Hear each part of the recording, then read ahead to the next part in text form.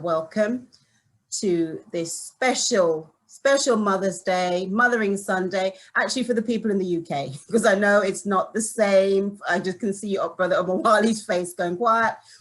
By sheer, I don't know what to call it, a sheer majesty of spirit, this was changed to the 14th of March, which I didn't realize was Mother's Day. But obviously Spirit knew it was Mother's Day, and this is why we're having it today. So welcome again. This would have been because we were hoping to stream this on Facebook and YouTube, but it didn't work out. But anyway, that was the plan, and it's going to be recorded, as you can see, and then shared thereafter. But let's have a nice little, another musical welcome from these water drummers before we kick in.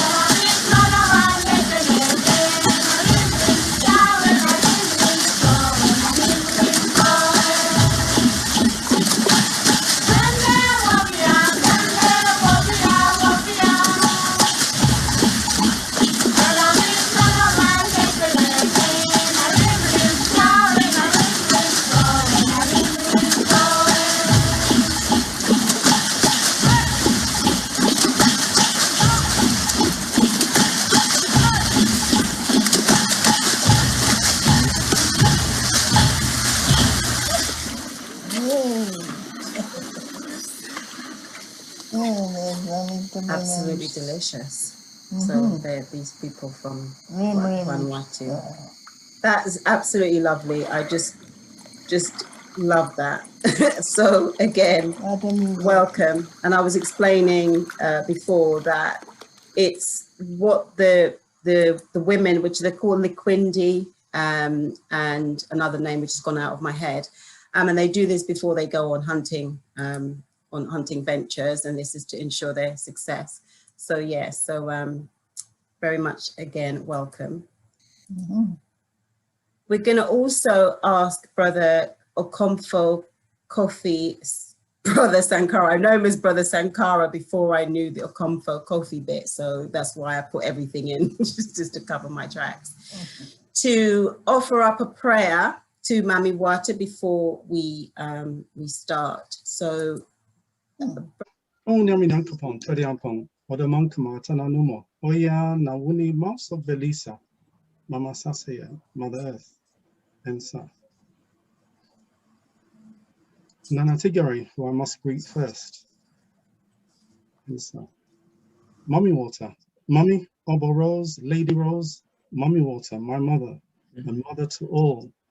We greet you, we salute you this day, and we give thanks for your love, your mercy, your blessings, your protection, your guidance and direction for each and every one of us. We give thanks for the gift of life, for carrying us through last night into this day to see this day in good health and strength. We send our prayers out to our loved ones, our friends, our family, our relatives, our neighbors, our communities, wherever we are around the world. And we send peace, love, blessings, and happiness and protection, especially through these troubling times. Mami, along with all the deities and the Netarus and the spirits, we call upon you, we acknowledge you to be amongst us, to guide our meeting, our launch, our opening for the birth of this book, In Search of Mami Wata. We give thanks to Sister Ya, Mami Lou, and all the contributors who have made this possible, from those who have submitted works to those who have printed and presented the book. And we pray that this will be launched around the world, that the book will find its way around the globe in as many countries as possible. It may touch, we pray that it will touch lives, it will open doors for conversations. We pray that those who are curious, those who are seeking, those who are being called, even though they may not know they're being called, will feel the touch, will feel the spirit to continue their quest to understand and learn more, and not be afraid to take the step from the unknown into the unknown, because it is all good. And we know that you are behind us as a mother, protecting and guiding us in everything that we do. So right now, we give thanks, praise, and glory for all that you've done, all you're doing, and all that you're yet to do. And we give thanks and say, Medawasi, Medawasi, Medawasi, Oyradon, Follow Barat, Madukwe, Asheo.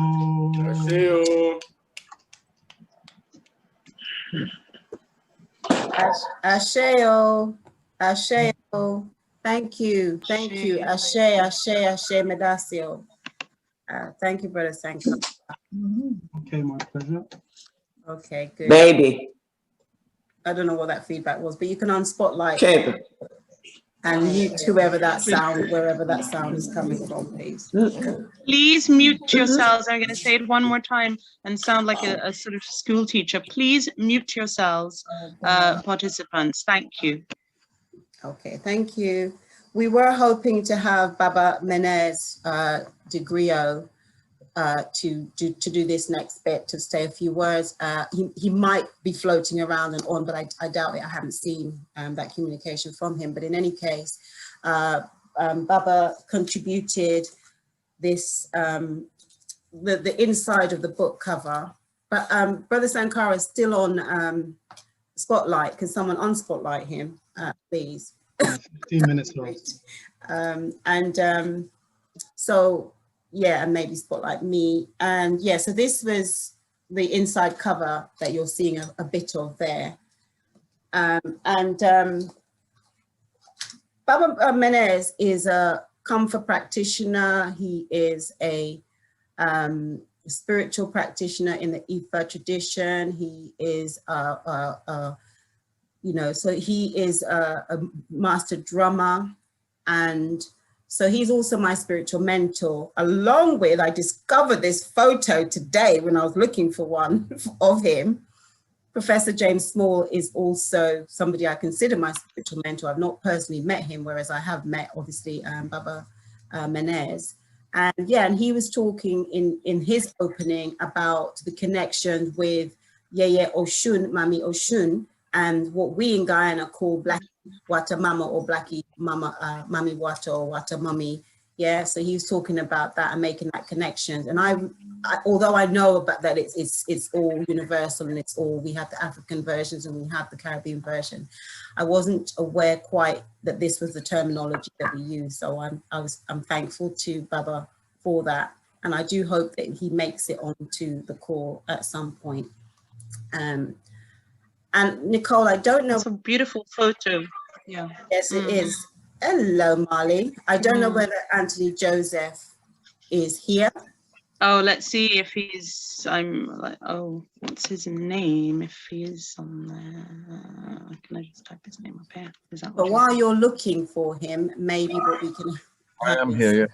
Ah, la la la loo, la la la loo. Welcome. I was Hello, Anthony Joseph. Hello, Nicole. I was aware doing? that you had to leave, so Yeah. so I wanted you to. So Anthony Joseph, for everybody, is one of our contributors, and you know, an author, a performer. There's just so many things that, you know, we could really be saying that he is. And he thankfully contributed a piece that is part of his music. In fact, Nicole, do you want to do this bit? Since you're co-hosting, where are you? I'm here. Hello. Hello, everyone. So Anthony Joseph, thank you so much for coming on. I mean, Anthony Joseph is a musician. He is an author, a novelist. When I say author, novelist, as well as poet, a bit of a Renaissance man. And this album of his, People of the Sun, came out in 2018. And one of the, I think it's the first track actually, is called Milligan, the Ocean. And my children, bless them, they had to have great patience with me when you gave me the album, Anthony Joseph, because I played it. I told you this anyway. I played it every day for like, I don't know, some months straight. So I know the album inside out. And this track was one that I said to Ya, oh, we need to have this in the book. So we thank you very much for agreeing so readily. I remember sending you a WhatsApp just asking. Oh, I called you, I think, and realized that you might have been abroad. You were, I think you were somewhere in a music festival or something, but you just so readily said yes. So thank you very much. So what we would like for you to do is to perhaps read some of the lyrics, and then we'll play. Yeah, is that the idea? We hear Anthony's voice first in terms of just reading, and then we hear the track. Okay, great. So Anthony, if you'd read some of it, you don't have to read all of it, but you can read some, and then you can stop where you feel. Well, I think, I mean, if you don't mind, I'll try to get through all of it, because it's a story, and I think. Oh, beautiful. Well, okay, great. If people can bear with me for 5 minutes. Better fet, as we say in Trinidad. Go for it. All right. Okay. So you can hear me and everything, yeah? Yeah, we can hear you. Yeah. Yes, we can. Yeah, so I just want to say thank you, first of all, to Michelle and to Nicole for having me in this really beautiful, really amazing looking, well, reading book as well. It's really beautifully produced. Congrats. So Milligan the Ocean is actually about my father, who was a spiritualist. He was a spiritual Baptist, and he traveled a lot in the spirit world, and he told me a few of the stories, and this was one of the stories that became incorporated. One of the stories that he told me became incorporated into this this piece, I guess, called Milligan the Ocean. Lego eye upon the region. Lift your eye above the sun. Raise your mind above temptation. Lego eye upon the dawn. Milligan Benji, 5'9" and bone, standing on a hill overlooking the luminous city. Barebacked with a gilpin cutlass between elbows, sweat oozing from his solar capital like government juice. He was my age then, and he wore beige bell-bottoms and 10-eye-high suede desert boots, overstepping streets and tree-lined boulevards in search of the carnival. But there are no masqueraders on the avenues, no brass bands, no bamboo knocking, no wrist, no rubber, no steel, no color. The city seems ghostly bare, so he asked the dust, "Where is the carnival?" And the dust replies, "Many things begin and end in the sea." That was the day a black rain fell, bucket a drop, and rivers rose over mountains. The storm sent shacks tumbling, the sky dim-lit like a dream. Many skulls were bust just by the weight of raindrops. Milligan ran to the high cliffs on the coast and found that many had already flown east from there. They left burning heaps of bed linen, dried fish, and chamber pots of mud and manjack bitumen, and the bones of those spirits refused flight. Milligan saw the water coming over the hill, flinging wooden beast-like sorrow self, and seeing this broke him bare. The suffer the love bore thick tears in his eyes.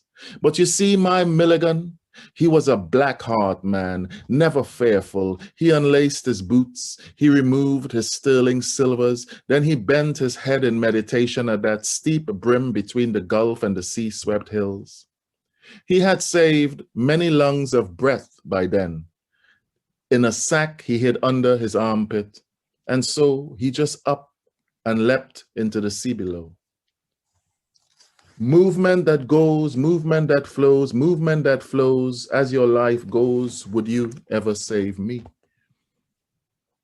When he really began to swim so, he swim with slink and mountain chicken. Milligan swim with Zanji eel and Pusherman fleeing the island. He strung alone on the swirling tides, and early on the 5th day, he met a merman. And he asked the merman, he said, Mr. Man, where my Airi?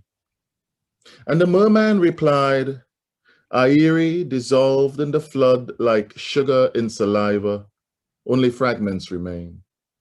And Africa? Milligan asked. And to this the merman calmly replied, many died. Milligan swam with the merman to the outskirts of an undersea kingdom. He had heard about this place from the Baptist mythic. He had heard the pearl fishers' rum talk, but its dimensions had long been underestimated by even eminent cartographers. Milligan saw the black coral caves. He saw the intricate emblems stitched to bone. He saw hummingfish dart between his oar and personal temple. And on the outskirts, he could see the volcano plantation spewing magma and pumice flame from the seabed. And he saw that when the molten stone dried, crests and valleys were formed, and within these were the crystalline segways and subaquatic chambers where his people lived. Milligan asked the merman, and the merman said, many things begin and end with the sea. Indeed, the earth is hollow, not solid as was thought. And such as these were the words that kept Milligan in Olukun's kingdom, till soon he could not notice water, and we never saw him again. Thank you. Thank you very, very much. I'm kind of clapping. Oh my God, it's it's like one of my favorite tracks on the album. Really, one of my favorite tracks. I have played it so many times. Thanks so it'd be great if Ella. we could, yeah. We're going to actually hear it then in the recording. Yes. Yes. Cool. Thank you so much. Thank you. You're welcome. You're welcome. I'm going to be here for another half an hour, so I'll hang out, check everything out. Yeah. But thanks for having me. Thanks again. Yeah, Monja. Yeah, Monja. Thanks for Monja. That's it.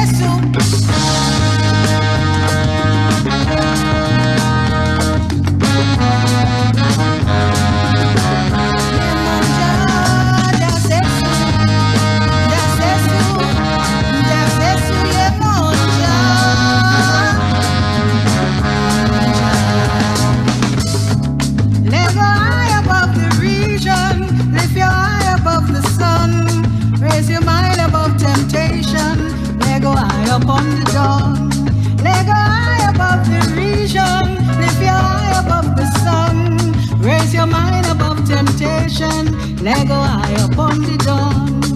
Milligan Benji, 5'9" in bone, standing on a hill overlooking the luminous city, bare backs with a gilpin cutlass between elbows, sweat oozing from his solar capital like government juice.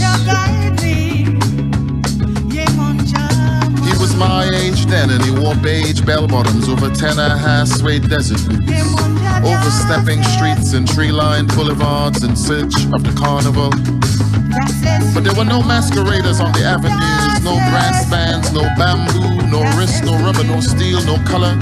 The city seemed ghostly bare, so he asked the dust, he says, where is the carnival? And the dust replies, many things begin and end in the sea.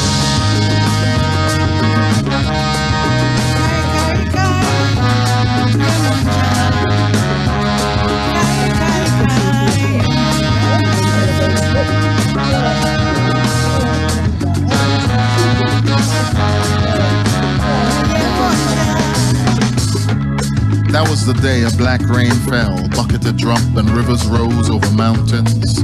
The storm sent shacks tumbling, the sky dim lit like a dream. Many skulls were bust just by the weight of raindrops.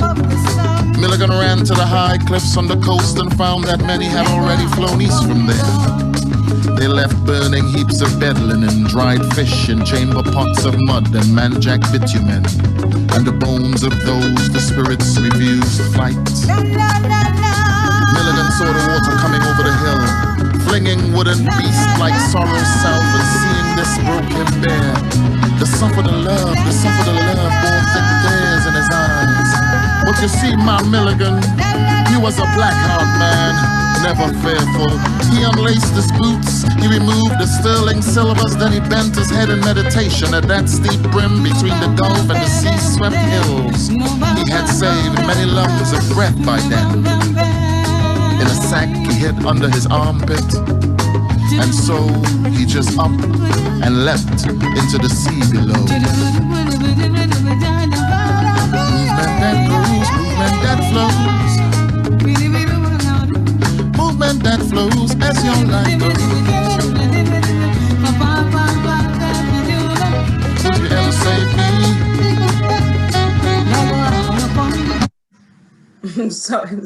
Sorry, it stopped abruptly because it goes on for another 4 minutes, or it leans in, doesn't it? So I kind of... Yes. Can I, Anthony, can I ask you to tell us a little something about the person who's singing with you? Obviously, I know who it is, but just for the benefit of the people gathered here, could you tell us who's singing with you and the sort of significance of having her sing on this track, please? Well, the singer is Ella Andal, Ellaandall. She's a Trinidadian, hard to describe. She started off singing calypso and soca music, and then became sort of entrenched in Orisa and that whole, you know, Afro, I guess, practice. So now she's a practicing, I guess, priestess. I mean, I don't know, you know, I don't know how she calls herself, but this is who she is. This is how she's recognized. She's a priestess, and she's a vocalist, and she sings and she travels all over the world when she feels like it. You know, she's a very interesting woman. So getting her to do this thing, to sing to play on this record was a real big thing. It was a big deal because she's, you know, you don't approach someone like that lightly, you know. She is like a national treasure. I mean, obviously, she's an icon. Yeah. So that's how that's how we would. I'm going to ask people to mute themselves again, please. Please that was remember. Me. That was me. Oh, was that you? Yeah, it was me kind of moving the slide, sort of prompting it along. But yeah. So no, Ellaandall, as Anthony is just saying, I mean, a really kind of significant and influential woman, and definitely a national treasure. And I can imagine sort of approaching her, like, you know, Anthony is saying, you don't approach somebody like Ellaandall. I mean, it is with the greatest of respect that you would, you know, that someone would go to her, and she's wonderful, really. Thank you. Yeah. Okay, I'm just going to go to the next slide. Yeah. Oh, okay. Thank you again. So this is really us starting in another version of a welcoming, because obviously recognizing that today we are honoring Mum, look, you see yourself, and Mami Wata as well as Mama Lou. And this is just to kind of say that unwittingly, these pictures, which we did for a photo shoot, were and are used in the publication. At the time when we were doing it, we weren't really thinking along these lines of a publication, but something was working in the waters, not literally. And so we did this photo shoot, myself, my mum, and the person who created the costumes, my best friend Kathy, who is on the call, and this is her here. And these pictures were taken by Atainda, So yeah, so this is really by way of introducing who I am for those of you who did not get it at the outset. I'm Michelle Asantua. This is my mother, Mama Lou, sitting beside me. I know I mentioned Nicole Rochelle Moore, and I know I mentioned Danny Thompson and Tony Warner, who's off camera. But it's just to say that, yeah, you're in this zone. You're in the magical element. You're in the zone of Mami Wata on this absolutely Sunday. Yeah, and you can see that when we did the photo shoot, there were 2 costumes that Kathy made to represent, I guess, versions of how Mami might look. The picture on the far left, right, this smiley one anyway, is kind of a softer look, but then you have, and there was no deliberate posing, they were just the way that the camera caught them. But I think it speaks to those, the questions that we have around who and what Mami represents. I think I was kind of somehow, I would say, sort of channeling that. As for this image with my mum here, dressed so lovely, look at you, Mum, huh? Yes, thank you. Yeah. Want to say anything about your experience with the Wata Mama? Yeah. Yes. Do you want to say anything?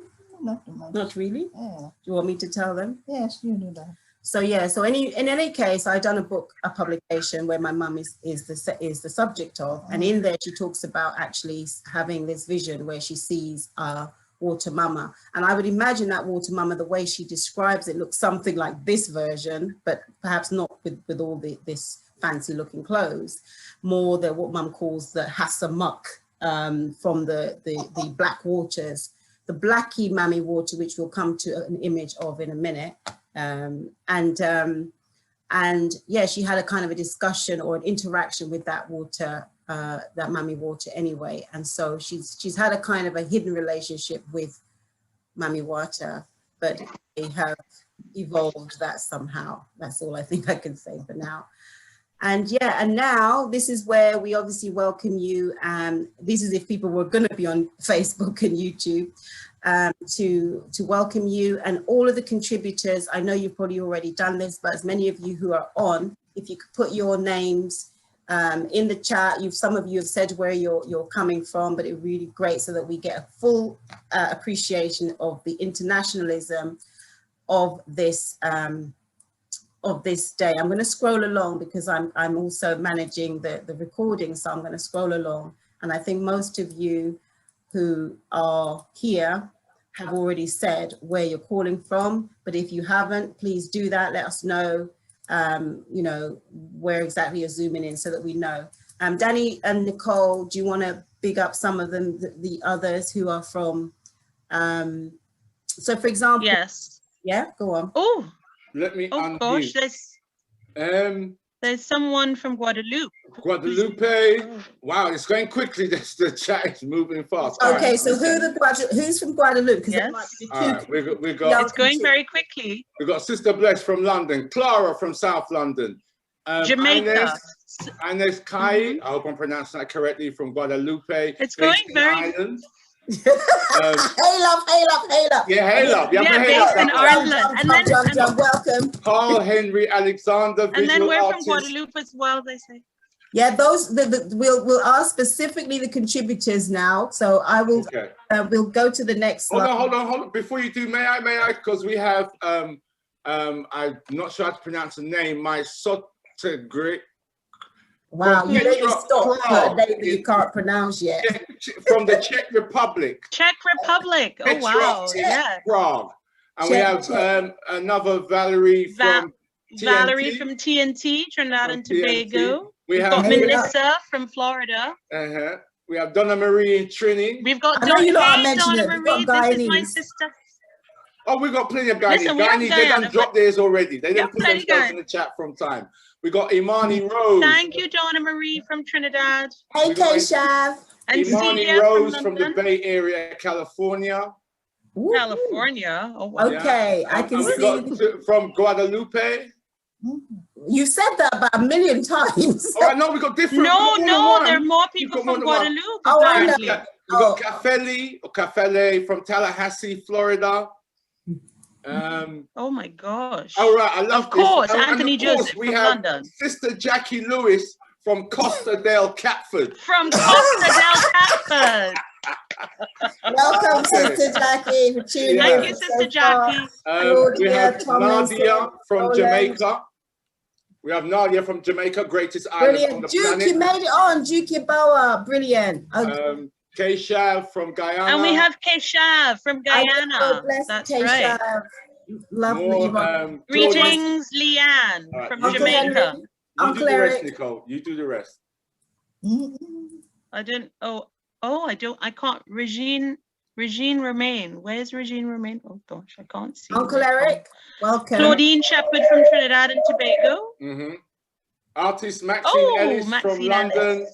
We've got From Ruby London. from It's Southeast Maxine. London. London representing proper. Yeah. Okay, welcome Proper everybody. South London. Okay. So what I want to do is acknowledge all of the contributors and see from the contents, which is before you, that those are the contributors. Some of them we are going to hear from, and others are actually in the chat, on the Zoom. Now, Maxine Ellis, who I just heard Danny mention, this is actually an image. This is her sharing of the book that she received, the copy, on Facebook, and this is her image in the first image that you're seeing here. Was drawn by Maxine Ellis. Big her up, because we have this book because we saw this image on Instagram and we thought, wow, that is wonderful. At the time, I had no idea that we were going to be doing this book, but I love this image. Asked her if we could use Such a beautiful image for the cover. She agreed, and here it is. We are so pleased and so thankful that you agreed to do that, Sister Maxine. I know you're floating around in there because I've seen you, and this is your image from the book. So all of you here, we're bigging you up and thanking you. And I can see some of you. So as we go along, those of you who we have asked to say some words or acknowledge your artwork or whatever, you will see yourself as we go along this screen. And just so that we know, obviously we are here to sell this publication. So you can go to the website, which is waywithwords.com/new-release, and you will see the book, and you can order it there. Oh, done it again. What have you done? Oh, I'm sorry. Okay, I'm putting it in the I'm putting the website address in the chat, but for the second time I've just misspelled it, so bear with me for a sec. No worries, everybody can see it now, at least on the screen. And certainly this big note, please take note of, because what I'm not trying to do is necessarily go through Amazon to sell our independent publications, because we know what Amazon and the like do. So you need to get the book directly from the website, and more of you who are writing, publishing, whatever it is that you're doing, I encourage you to do so. And so if you're outside of the UK, send us an email. You will go online, you will click something in there, and you will be able to email us, and we can work out what the cost to your particular area is for that. And that has been working fairly well so far, apart from when people go, oh my God, when they want it to go to South Africa or to Australia or wherever. But thankfully, I love the US purchasers, because they go, yep, we're having it. So thank you all who are here and have purchased copies of the book. If you have copies and you've purchased it, please put that in the chat and let us know what you think. That would be really great. And this is just to say some of Way with Words. Oh, you're right there, Mum. I'm just making sure you're comfortable. Okay. These are some of our other publications, our earlier publications, which you can find online. Judy Yee, I never know how if I'm saying your name correctly. Thank you so much, because you not only purchased the In Search of Mami Wata, but then you came back and you ordered our Guyanese comfort book as well. So thank you so much for your support. And I want to, so as well as publishing books that are mine, Scott, if you're on, say howdy. I know you were having a blackout, but if you say something, unmute yourself and say howdy. Hi. Hi. The blackout is still on, Okay. but the internet is coming on and off, so at least I have enough power on my tablet to join. So Oh. hi, great being here. Yes. And I feel absolutely blessed being here and spending this time with you. I hopefully light comes on so I can plug the tablet in. If I do disappear, well, you know it's because out of power. Thank you so much, Scott. Can I just add something? Can I just add something to that? Scott, Okay. Scott, you don't know me. I'm Danny Thompson, a friend of Yah. I bought your book when it was released about, I don't know, 2 years ago. Fantastic book. Blew my mind. Magical storytelling. So now that you're here, I have to take this opportunity to share that with you. Thank you very much. It means so much hearing that. Mm-hmm. I'm working on my second book. And well, I'm a teacher, so it really takes a lot of time. The teaching takes a lot of time for me, and I haven't done as much research as I would like to. But the second book, it's the name of it. The working title right now is Shannon Clear, and it involves a massive amount of research because I'm going to be looking at Chinese versions of shamanism. I want to bring in some Afrocentric beliefs and folklore practices inside it as well. And also, I will also focus on European witchcraft practices as well. So it's going to be straddling between that. I can be historical once again, but yeah, I'm working on that and get that. And the characters of Red Hibiscus are not going to be completely gone because in my mind, in the future, I would like to come back and revisit these characters. But for now, I'm just working on this whole research thing with Shannon Clear. Well, thank you, Scott. Actually, I wanted to big you up even further because for those of you who don't know this, Scott has been longlisted for this award. So we really are crossing fingers because he's like one of 10 runners up, isn't it? Is that right, Scott? And you are, this is a Trinidadian-based award, and of the on the list are from Trinidad. Scott is Guyanese, so it's we're praying that he gets this. This will be tremendous. So yeah, I'm really pleased that this is one of Way with Words first publication that's not Michelle Asantua, but some. Yes. Thank you, Scott. Just to also say that ultimately Scott and others will be in a separate Guyanese specific kind of airing on the 28th, but I'll come back to that. I just wanted to mention that in context of this book, the idea of the Aquarius, the age of Aquarius. I want to acknowledge that my mother just actually had her birthday. She's Pisces. We know that the new moon is in Pisces right now. So everything is gearing us up for a new time. Nicole, you trying to come in? I wanted to say as well that yes, Mama Lou's birthday was on the 3rd of March, and today is actually would have been or is the birthday of my maternal grandmother who passed on many years ago. But her name is Hilda Reed, and today would have been her birthday. So yeah. We welcome her. We give thanks that she would have been. How old did you say? Some long age. Like 155. No, I'm joking. She would have been. She would have been. Yeah, she would have been. Yeah, she would have been. Doesn't matter. She's here, and I'm sure she's looking as fabulous as ever. 155 or younger or older. And this is an extract. Thank you, Nicole. From the foreword that was kindly agreed to be done by Dr. Charles Finch, and this is him here. He talks about the Aquarian age, which is coming in about 20 years or so, as he describes it, and that significance of the energy of women, the energy of Mami Wata, the energies that date back obviously to the primordial essence of water. And this is him. There doesn't seem to be a great images of him on the face online, but he's here doing what Brother Sankara actually just did, a libation and opening and to Mami Wata in this. So so that's just to put this in some context. And this is the first of the images that you'll see in the book. And it's there not only because I absolutely love this artist, Dudley Charles. I love this image. And he also was the first to, when we put the call out about giving images over or to contributing, he was one of the first people to respond. I mean, I just think, and this is from, I think it's 1970 something, if I remember correctly.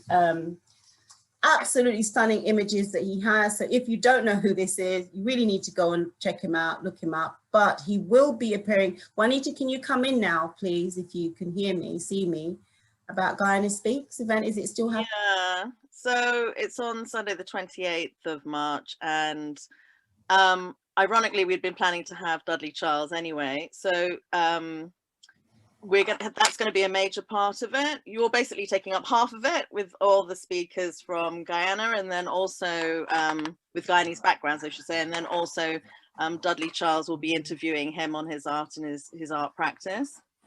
So yeah, everybody's welcome. I'll have to send you the link to the Zoom event, but yeah, please all join that.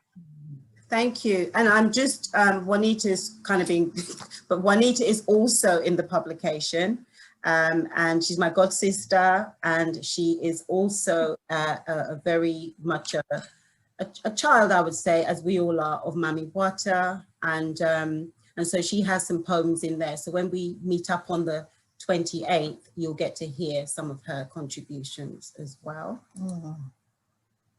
And this. Okay, this is going to loop a bit. Yes, that is me in the background there. Liz, are you here? So that I can contextualize this looping image that you're seeing of me. Liz, I did see you. Can you unmute yourself and come in? But meantime, what you're seeing on the loop there, that's me attempting to swim in the Pomeroon in Guyana. And the current is really, really strong. And I was kind of being led out into the dangers of the waters. And I just kind of heard this voice or this feeling or this sensation of saying, a very calm voice saying, you know, you must be careful. And that was the first time I really felt the presence or the essence of Mami Wata. And this was, I think, after I came back from this experience, because I very much was feeling her through this journey into the Pomeroon. And it was after this that I decided to do that photo shoot. I was hoping that Liz would then come on to be able to give us a moment to say what she was doing here with this image. This is a photo that she did that reminds me I'm here. of, Blessings, everyone. Thank you very much, Sister Liz. Hello, Liz. Yeah, so would you mind telling us a little bit about this? Because you'll get the chance to do this on the 28th. But okay, this was at a creek on the Linden-Soos-Dyke Highway, and trees that hang over the creek that drop these white flowers and different parts of the nature in the water. And I've concept of layering, and when I took that shot, there is a mysterious woman that has been guiding my life all the time. It's not limited to the Mami Wata, but it is a female energy. And when I saw this, I saw her and decided, yeah, take it. And I see her lots of times in different forms of water. So this is just basically different elements of nature that are. It's the bottom of the creek. And Guyanese creek water, especially on the Linden-Soos-Dyke Highway, has a very special coloration, which is the brownness and the blueness you're seeing here. Yeah, and that's basically it. Thank you. It's beautiful. It's one of my, like favorites. And there are actually about 2 others of your images in the publication. I was trying to scroll through so I could see you, but I didn't get to. But thank you so much. And we'll get to hear. Real honor. There you go. I can see you now. Hello. I can see you now. Brilliant. Oh, I love and you. people are responding. What they're saying? People are responding to the photo. Celia is saying very beautiful photo, and Sandra is saying it looks like a painting. Beautiful. So yeah, great. So wonderful feedback there. Thank you. Thank you very much to everyone, and to you, Michelle, for making this happen. For all of us who are in it, and all of us who made it happen, and the spirit that made it happen. So blessings. Yeah, thank you. That's brilliant, brilliant, brilliant, brilliant. Okay, good. Mom, what you saying? Brilliant, brilliant, brilliant, brilliant, brilliant, brilliant. I love Mama Lou. Brilliant, brilliant, brilliant.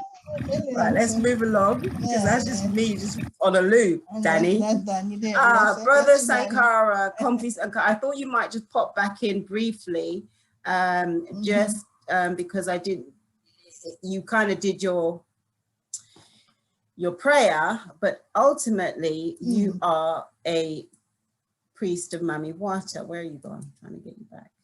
Can you unmute yourself?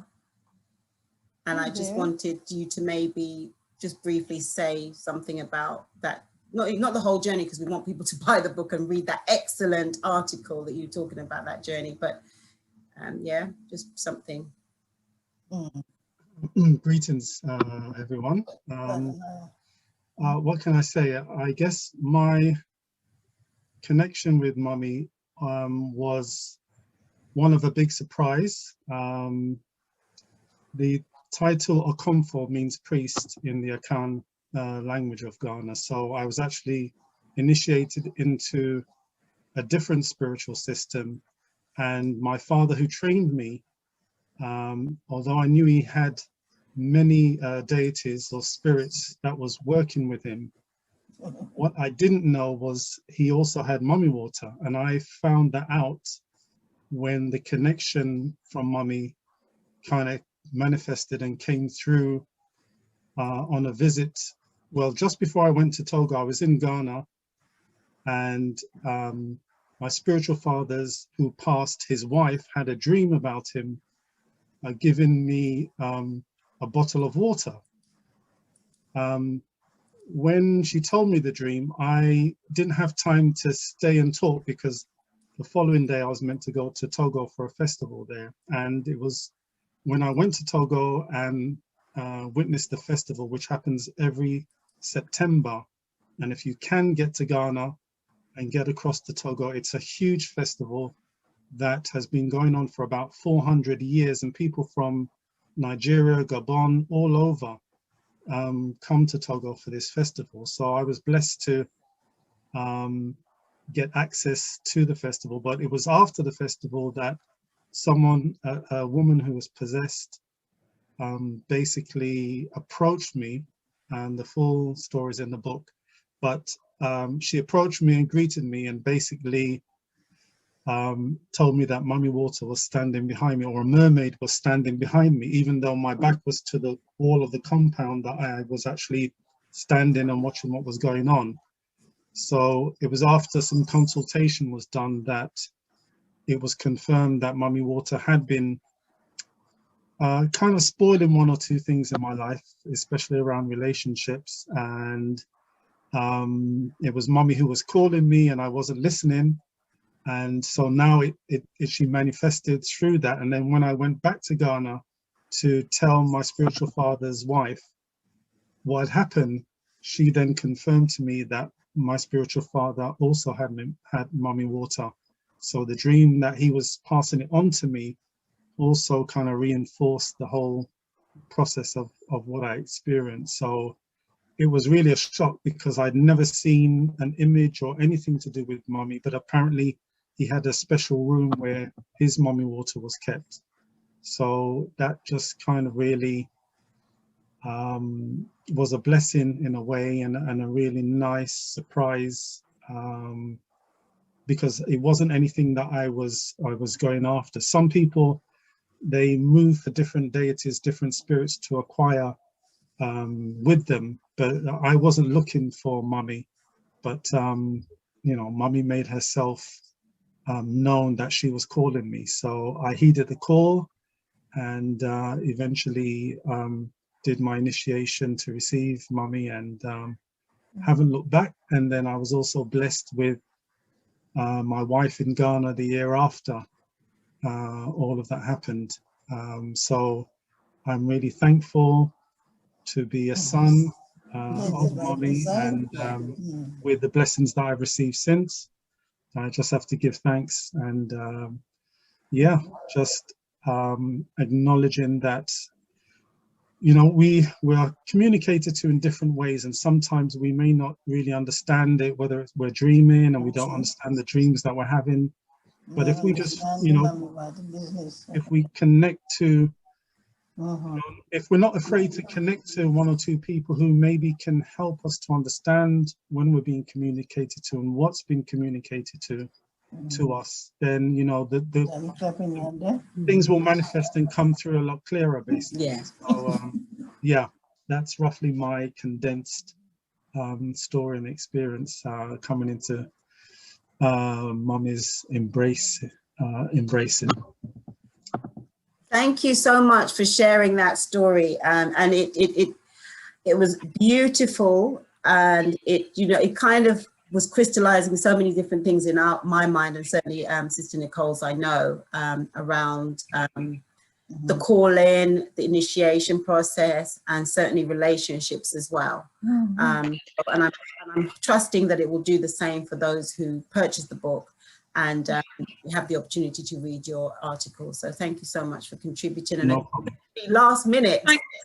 Yeah, last minute. Thank you so much, Brother Sankara. Someone is asking for you to give the name of the festival in Togo. Can you tell us the name of it again? Okay, the festival, it's right after the people called Ga or Gadangme. Anejo's the area. Yeah, Anejo's the area. Okay, thank you so much. No Thank problem. you. And if Diane, are you here thank you so much, Brother Sankara, and everybody so far. So those of you who are going to do pieces, they're going to come on, as you can see, as we go along the screen. So Diane, I think I did see you, or Nyasha, are you here? Yes, I am here. Oh, greetings, Sister. Hello. Yeah, greetings. We get to see each other. Hi. I know. Hey, I know. I'm so glad to see you too. Thank you so much. Thank you. I love this piece. Would you like to share it with the audience, please? Yes. The name of the poem is Call and Response, and actually. Oh, there it is right there. Yeah. Wonderful. Oh, can I just say it? Do you have the whole one? Do you have it all? Do you need the whole? I don't have the whole printed in front of me. No, yeah. but I have I ran a copy from this delicious book, and I'm just learning so much. You know, there was a brother that was on that said something about that we have people who are also searching. And I'm one of those people that are searching. So it seemed apropos to call it Call and Response. So may I? I have heard with every part of me a spirit of caring as deep as the sea, arising in me when challenges abound, freshening my life so love can be found. Enveloping and floating, relieving tribulations, miracles of becoming without hesitation. This magic from my mother's hand allowed me to bow, allows me to stand, so kind, so fierce, glowing smile or armored peers, nourishing prayer in every bird call, just as patient, if none at all. A warm embrace, a listening ear. Mama Wata has always been there, expressing in the whole of me, opening my eyes so I can see. Mama Wata, spread on warrior waves, inspiring my greatness, empowering my sage, flowing conscious elixir through the body of all as we yield now to our ancestors' call.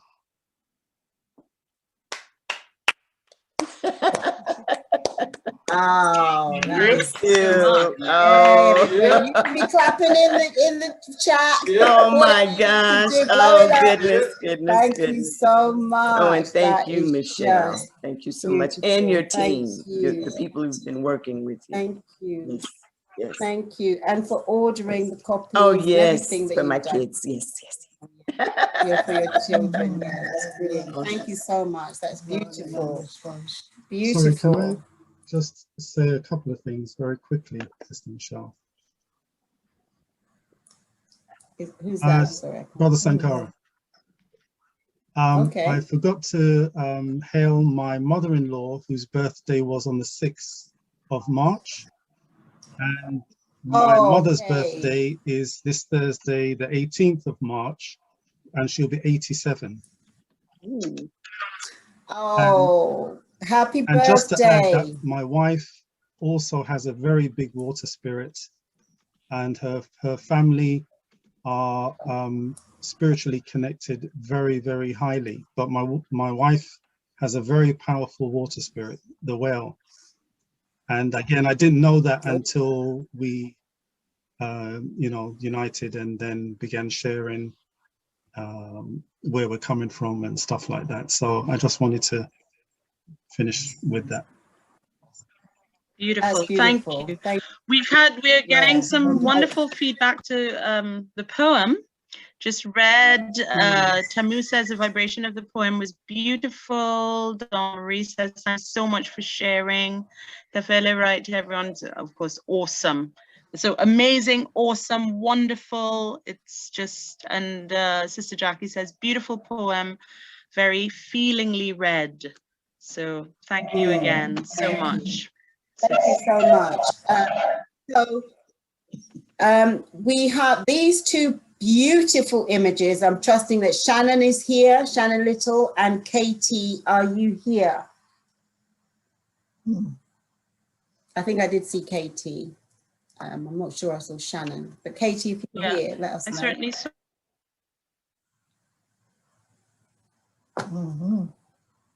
Did you see her? No, I don't see her. Come back to them. I heard a voice respond. But in any, I thought I heard a voice. She said, Katie has put in the chat, I'm here. Can you unmute yourself, Katie? Maybe she needs to. Oh, Baba Menez is back. Go back to him. Oh. Hi, Katie. Where are you? I can't see you. My video wasn't on just now, but I'm here. No, yeah. Okay, I can see you. I mean, I can see your name. Yes, and I just heard your voice. Thank you so much. Do you want to say anything about your moon mermaid, your Pisces moon mermaid, which is this is, I mean, I'm not planning these things, by the way. I didn't plan the Pisces moon mermaid to use it on the flyer. In fact, the only image that I intended to use on the flyer really was this goddess next door, but yours actually pushed up itself and landed on the flyer. So thank you. Do you want to say anything about it? Thank you. I was so moved when I saw the call for art, and I knew I had some mermaid pieces. So this particular one I made around a Pisces moon one year, and it's about, you know, sister friends and Osun and Yemaya, and just that beautiful water turning creative energy. So I'm very glad to be a part of this book and this project. That's about it. Thank you. I know Katie warned me that she's quite shy. I am. The shyness doesn't come out necessarily in that artwork that we're seeing before us, and I'm telling you, everyone was just blown away by the pieces that were on that flyer. And yeah, so I'm literally just looking at the fact that it's saying Pisces moon now, and I'm like, I'm blown away now by the synchronicity. So thank you. What are you saying, Mum? You're Pisces, Pisces moon lady. Yeah. So yeah, so thank you, Katie. And you have an image in the We Moon 2021 diary as well, which I noticed. I do, yes. I just started submitting work to them. I had always been a fan of theirs, but I just started submitting work, so I have a piece in there.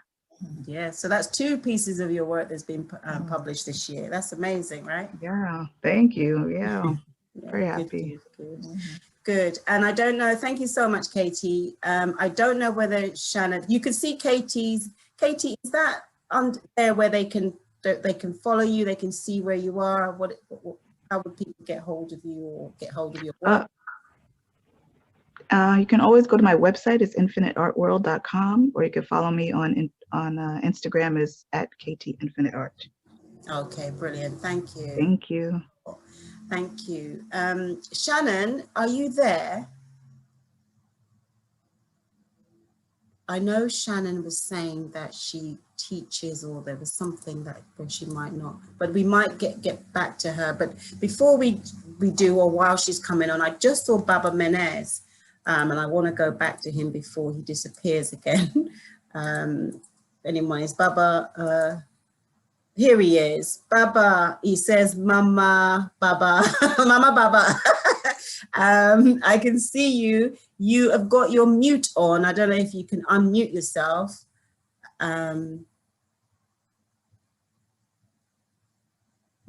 Because I can see you. There. Okay, yes. Yes, I welcome. was able to unmute. Yes. You know, the time factor is really,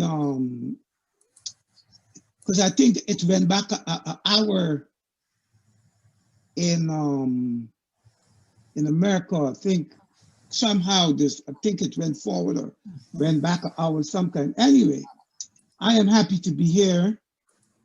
When I was asked to be a part of this project, oh man, I was so elated to be a part of this project. And I was kind of hesitant, but you know, my sister assured me that, listen, you don't worry.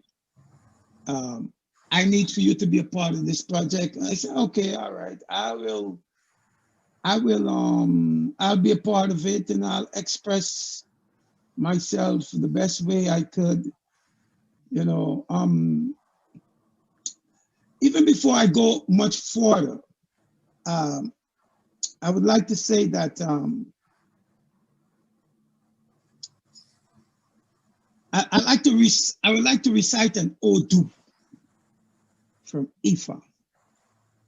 Okay, because many of the practices that we engage in comfort, the majority of it comes out of the Yoruba people in Nigeria, our people in Ghana, heavy influence by our people in Ghana, and our people in the Congo. There's some other influences, but those 3 areas highly influences the comfort tradition in Guyana. And so this particular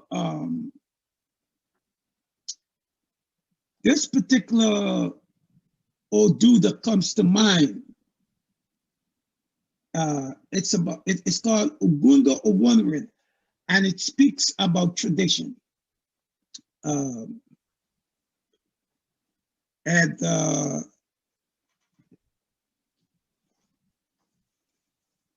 Ogu in the deep.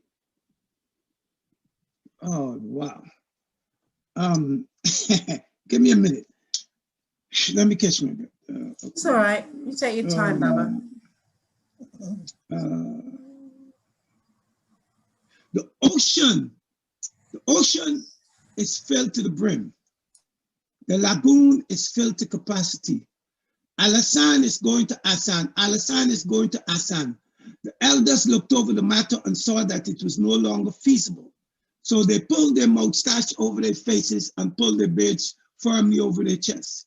This was the Ifa cast for Isheshe and the elders of the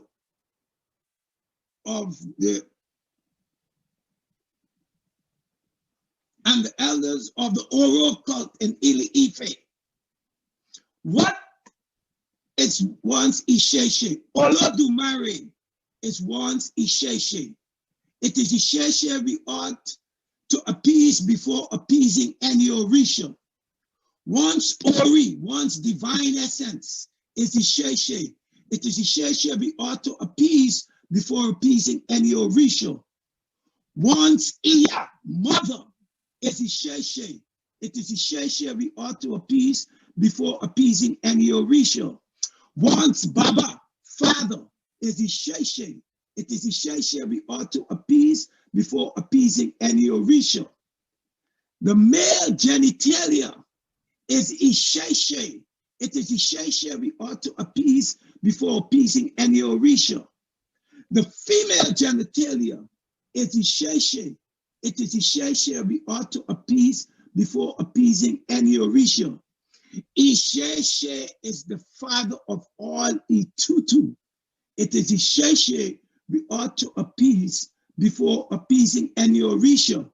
The Isheshe of our mother's lineage, the Isheshe of our father's lineage, it is Isheshe we ought to appease before appeasing any Orisha. And so, growing up, our ancestors always emphasized that we must carry on our tradition. They always emphasize that. They also always exercise the importance of our divine self. And they always emphasize that we must protect our mothers and than anybody else. As a child growing up, somebody can tell you anything about your father, about your uncle, about your brother, or anything. But if they spoke bad about your mother, it was a fight. Even if you couldn't be that person, you try to get a piece of wood or a stick or something about that. No, you don't talk bad about our mothers. And so, Mami Wata represents our mothers. That is what she represents. She represents our mothers. And in the tradition, it teaches us that it is so important for us to pay reverence to our mothers, to protect our mothers. Because even though our fathers brought us, it is our mothers who made the final decision. All of us are here today because our mothers made the correct decision. She could have made a different choice.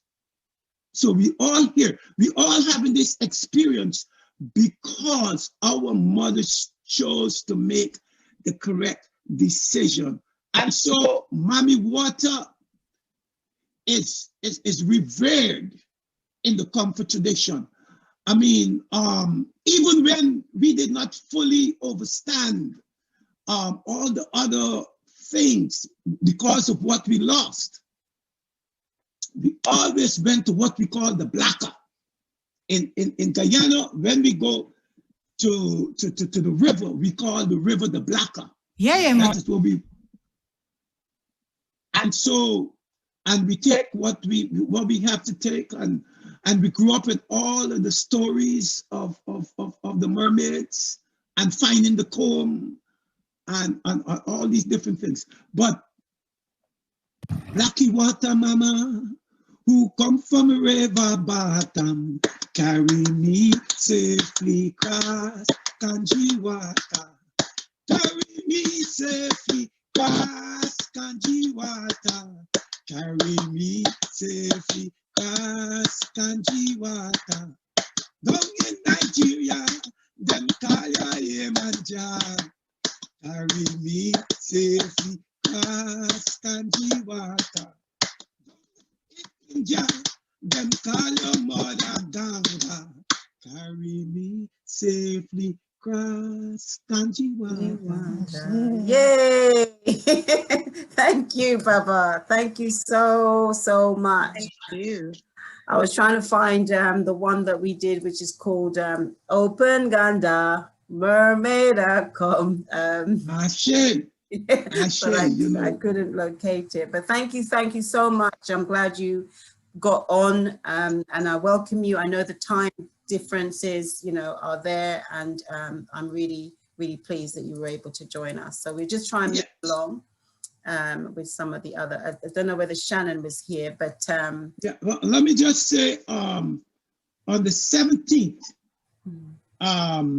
will be 1 year since my mother has transitioned, and so we're going to be celebrating her life on the 17th.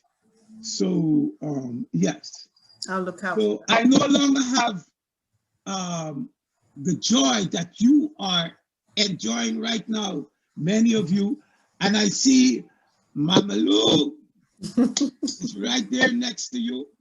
And she's just about. I'm telling you, man, it's a joy. It's a joy. Ashe. Ashe, Ashe. Thank you. That's beautiful.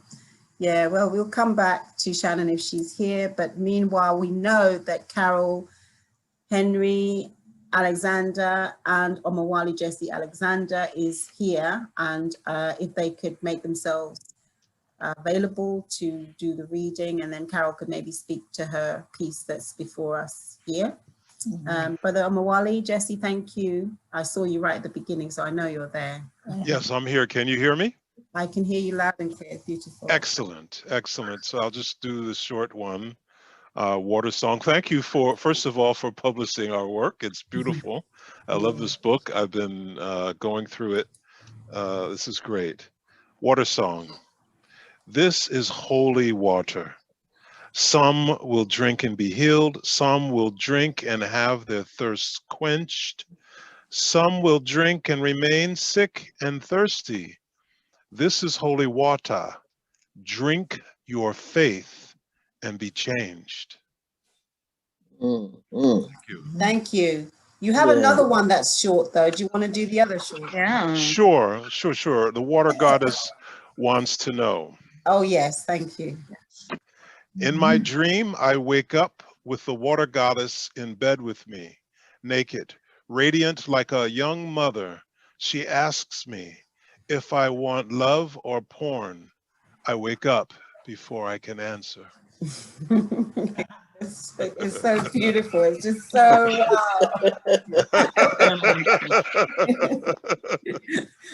you know, sometimes they trick you, you know, they want to see what you're made of.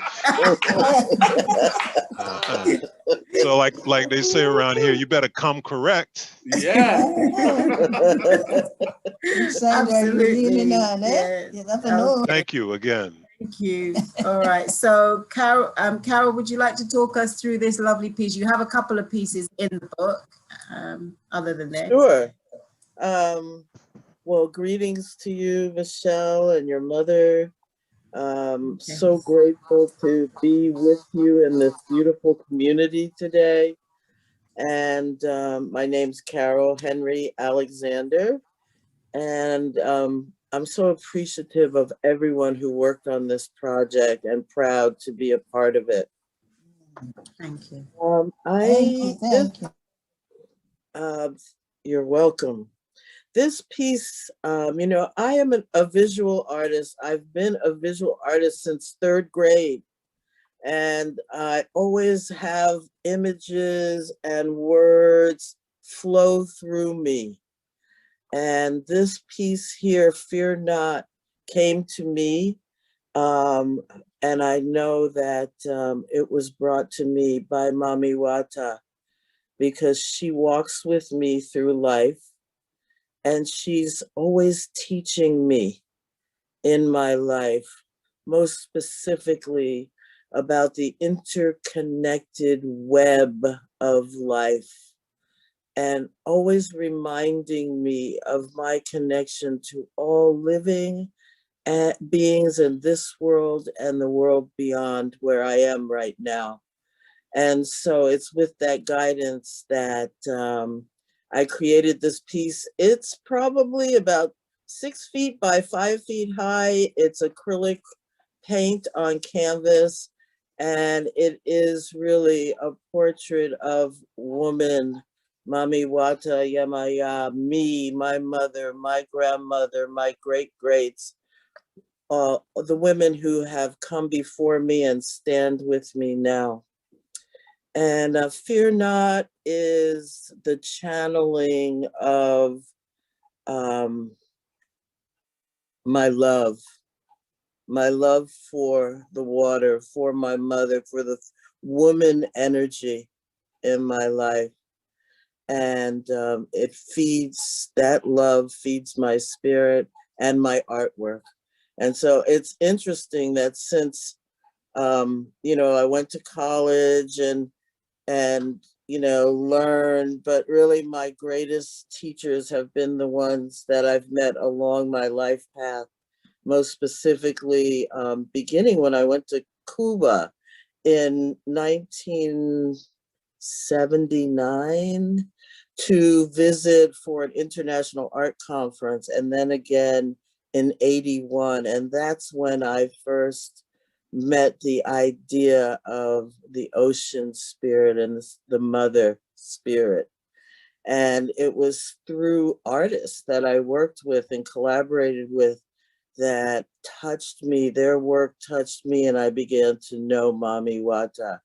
And that experience led me to going to Nigeria, and because I had to go to Ife and I had to go to Osun Festival, and really it's the water where I travel that is so instructive to me around how I walk through the world and how my artwork manifests through me.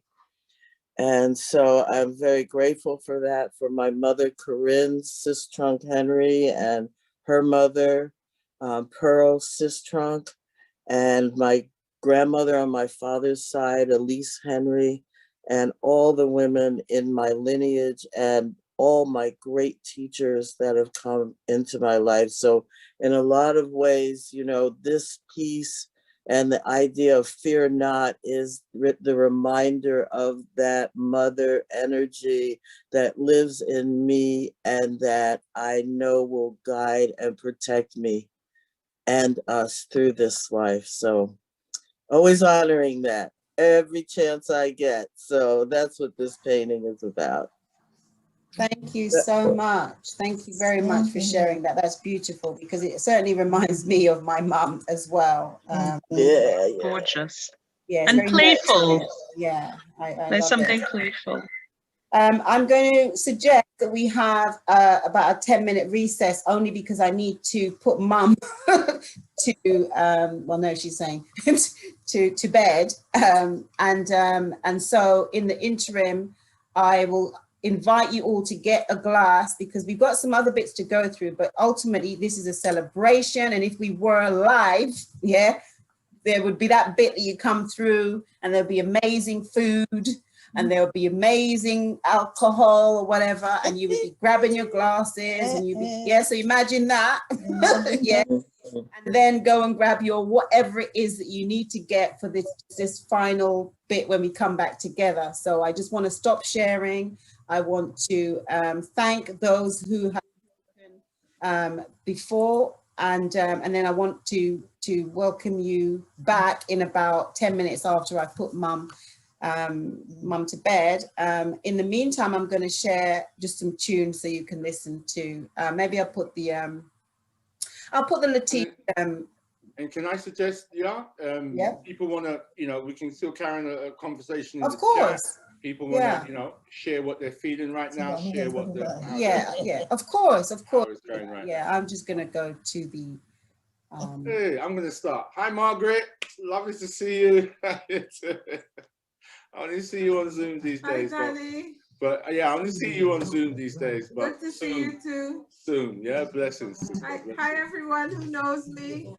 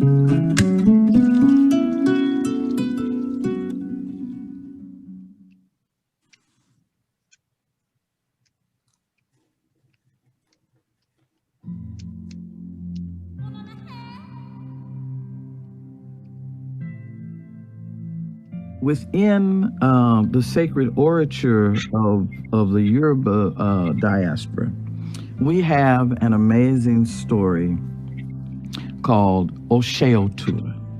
Okay. And in Osheotura, what happens is all these deities come down from the heavenly realm onto the planet Earth, right? And the dominant ones, the ones who are doing the most are Obatala, the Lord of the White, the King of the White Cloth, the Lord of the Clouds, the one who molds the child in the womb and sets the ethical standards. We have Ogun, you know, who is the tool maker and the wild man in the woods. And we have Shango, who is the Lord of the Flame and political organization and the ego of the human being, okay? And they come down with Oshun, who is the goddess of love and sweet water and sensuality and compassion and all of that. And in the folklore, when they start out trying to create the world, one of the male deities makes some comment to the effect that they really don't need Oshun. Okay. And she's very sensitive to insult, by the way, you know. So Oshun decides, oh, well, you'll see. And she goes and she sits on the moon and spends time looking in the mirror and powdering her face, you know. And while she does that, all the sweet water on the earth dries up. And they can't do nothing. You know, they can't build no houses. They can't make no tools. They can't grow no food. They can't create nothing. Nothing is working because love has left the planet. Okay? And when they realize that nothing is working, they run back up to Olodumare, the one who owns the whole spectrum of the rainbow, the owner of the day. And they complain. You know, what you sent us down here for if we can't accomplish nothing, right?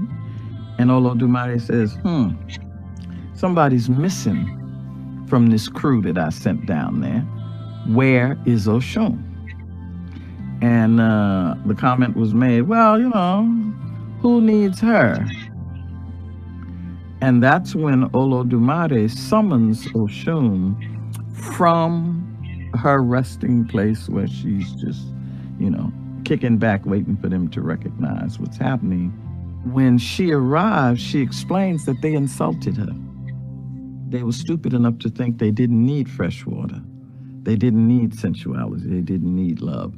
And so the Most High makes them apologize to her, okay? And I love this part, you know, in the Odu, it says, she accepted their apology and she told them, don't let it happen again. Okay. And as a result of that, she had to decide whether she wanted to be bothered again. And so she turned herself on herself and gave birth to Elegba. Now, I want to say very, very clearly that Osheotura is a very, very important story in my tradition. All of the stories we see, when they hit the tray, when they arrive in front of us, we look for the manifestation of the story around us. To have Oshun leave us is a very, very dangerous thing, okay? And we see it in things like fracking. What's happening to our water supply? We see it in things like the way that they are raping the queen bee. Honey is sacred to Oshun. We see it in the sex trafficking of children that's going on this planet. All of these things we read as signs that we done pissed Oshun off, okay? And so for the last 10 or 12 years, there have been priests all over the world going to the river, going to places where the river's dry and making offerings and begging Oshun to come back to us. All of this is about wanting to recognize the power of the divine feminine.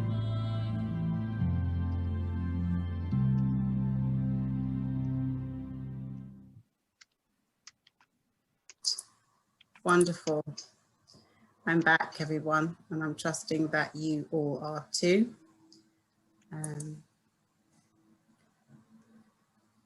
So welcome back. Hello, Nicole, are you there?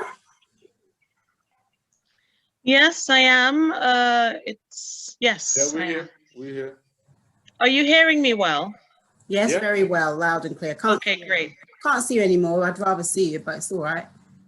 Oh man, oh man. Don't worry. There you go. Hello. I'm here. So, okay, my mummy is now happy. So we can just go on with the rest of the program. I have got my this can you see it, Mum? This was supposed to be for Mum's birthday, but it didn't get drunk. Okay. So I'm having it now. We're having it. She's got a tiny little bit. Can I just share a couple of things in the chat? Sure. People dropped in while he was away. We've had a few people apologize because they have to leave. Well, let me go back to Charmaine Andrews is saying she's been inspired, looking forward to reading the books. I think that's the book list that you shared, Michelle. Roland has had to give his apologies. A black and blessed Mother's Day to you all, beautiful mothers. That's what it was his message. Thank you. Comments on the water drumming, loving it, loving it, loving it. We've had Celia's had to leave. Again, gives her thanks. And there's I'm going to read this because I think it's really nice that she shared this from Cecilia. My spiritual journey has been westernized. I must confess that I have not been connected to my native spiritual ancestors. But this presentation has shown me that I have been connected in some way because I've always had a vision of water when I meditated and the wanting of the sea when I'm at my lowest. Thank you. Oh, that's pretty. So I think that's a beautiful sharing. You know, we're all on this journey. All of us So on beautiful. This journey, so thank you so much. Yeah. Thank you for sharing. It's wonderful. Thank you, Cecilia. I'm just asking, is this Cecilia Ishmael? Can I just ask, Cecilia, is this Cecilia Ishmael? Can you just type yes or no in the chat? Oh, I hope it is. Anyway, okay, thank you for that. Thanks, Danny. Sorry, Michelle, Nicole. It's nice to see. Hello, Cecilia Ishmael. Hello, thank you so darling. much for being here. Thank you, thank you, thank you, and thank you for sharing. Thank you for inviting me. All right, take care. Speak later. Actually brought tears to my eyes this session. Oh, Cecilia. Oh, all right, we'll chat later. Yeah. Okay, darling. Okay. And Empress has raised their hands. Nicole, could you find out what they want before? Sonia, are you here? Sonia, if you are, please let us know. My bell is ringing. It's Empress who's raised her hand. Yeah, I can see. Nicole, do you want to? I'm just responding to a chat request. So Nicole, are you around? I can't see. I'm in the chat. Oh, okay. Okay. Yeah, I'm around. I'm coming out of the chat. Who has raised her hand? I'm not Empress. Do you want Hold on. Where's the raised hand? It's in the corner of her box. Empress, do you want to? This is Danny. Do you want to direct DM me, as they say? Direct message me. Yeah, if she directs message you, then we can move along, please. Sonia, are you here? If she's not, it's okay. We can carry on. I wasn't sure that she would make it, but if she is, she can come back. But this is just to share Ken McCullough's piece, Mummy, one of the Mummy dances that's in the publication. I'm not sure whether he's here, but actually, yeah, this is a beautiful piece, one of two that is in the publication. And I actually have it live and direct because, I don't know if you could see it, no, it's too far back. So he came and gave me a print of it. Can you guys see that? Absolutely stunning. I was just so chuffed. So thank you so much, Ken, and thank you for your contribution to the publication. There are people raising their hands left, right, and center at the moment, and I don't. Yeah. I'm trying to. Please put yourself in the chat and not deal with the raise hand function because it doesn't read. Yes, it's okay. Much. Please go to the chat because I'm not. Duke, are you there? Yeah. Duke Yaboa, he was calling from, I can't remember, but it was remote, and I know he was having problems with his technology. So I don't know. I think I did see him earlier on, but if given that given that there are technology issues everywhere, it's likely that he might have disappeared. But I'm just going through to see if I could see him. Because I just love this image by him. Are there any burning questions? The people who had raised hands, were these questions? There was one hand that I saw raised and that's now gone. So because I disappeared it. You could lower. All right. Thank you. In case it was an accident. But anyway, you're there to see what how I was interpreting this image from Duke Kwadwo Yaboa. And if he again comes back on, we will able to speak to him about it. But we can now listen to a reading if that's okay. Tamu Musumunu, are you there still? Yeah, I think people might have had to leave. Do you remember there was some that was from Guadeloupe? Yes, we had a few attendees from Guadeloupe. Yeah. Are they still? Oh, look at this. Yeah. I don't know whether they're still here. This is a good story. Still there. Tamu Musumunu. Yeah, he might have gone. Oh, somebody's in the chat. Oh. Which is a shame. Isn't it gorgeous? The time is different. But yeah, he looks like they've gone, those. People are commenting on the artwork that they're seeing right now. That artwork is, I don't know whose artwork this is. It's not in the publication. It's not in the, it's not in the. It's a generic one that we found online. But Melissa, I know you're there and perhaps you would like to read your piece that's in the publication. I can see you while we try to find Tamu here. Thank you. Hi, everyone. Hi. Hello. Welcome. Hi. Thank you. So I'm going to read my piece, But We Are Women. It's inspired by a story that was told to me by my grandmother. It's actually a story of her mother. So here we go. But we are women. Early that morning, Mock Pond's waters were calm. The kind of calm most don't rise early enough to meet.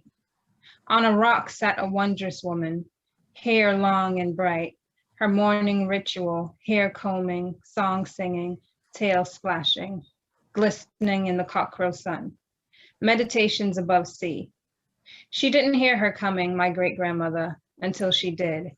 She scurried quickly back into the river without taking a look. And I wonder if her tail followed a slender frame or was packed with cornmeal dumplings below her waist. If she knew anything about love, how many seamen she'd lured to their death. I wonder if she was the color of rich, wet mud, if she sang in the broken tongue.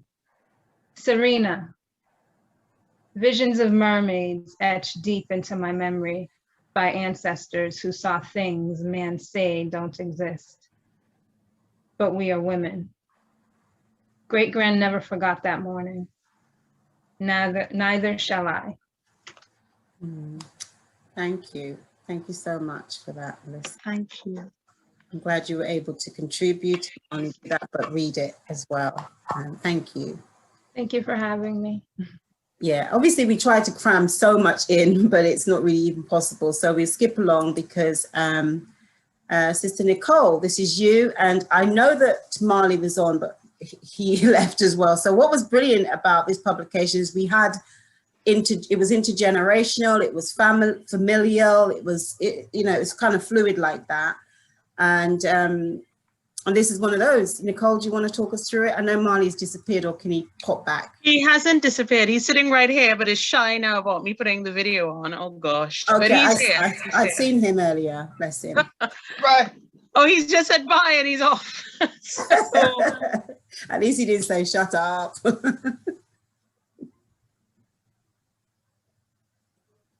Nicole? Wow, I think the energy just went a bit too much. Nicole, you're on mute. You muted yourself. oh gosh, I've muted myself. Okay, hello. You hearing me well? Yes? No. Okay. Yeah, so when, as you know, when we spoke about this and you approached me to kind of contribute something, initially I didn't think about having art alongside, and then I thought, ooh, that would be great to have some artwork alongside any piece that I contribute. And so I got in touch with, I asked Marley, and he said yes, he didn't mind, you know, in that way that teenagers can tell you yes, but it sounds as though they're kind of really saying not really. But then I quickly got in touch with his art teacher, who was very encouraging, and whatever part of the curriculum they were into at that point for art, she just said, no, never mind, we'll make sure that it fits with what he's doing. And so he came up with this piece, Oshun in the Cosmos. And I really like it because, as you and I have said before, it's a little atypical. It's not really what we're accustomed seeing when we see visual art around Mama Oshun. You know, it's always more kind of definitely figurative and, you know, by the river and so on. But this image of her dancing in the cosmos, as he had said to me, is very much that, I don't know if I'm pronouncing it right, that when the Orishas are still in that state of what we call irunmole, I think is the word, but someone can, yes, before they take on the kind of human, you know, those kinds of the form and shape, when they're still kind of out there. So that's it. So so it accompanies the poem, the piece called Oshun River Mai, which I'll read now. Oreyeyeyo, ancient pact Atauja, come forth Aruba, preparing this space, Iwopopo, inside out, Oshun Oshogbo. Obrigada Mai, abundance, fertility, come forth Iyaba. Come dance, come pleasure, sweeten our lives in real time, Oshun Bahia. True goddess of love, Virgin de la Caridad, come forth Paloma. Bells, fans, and feathers, all for you, and honey too, Oshun Havana.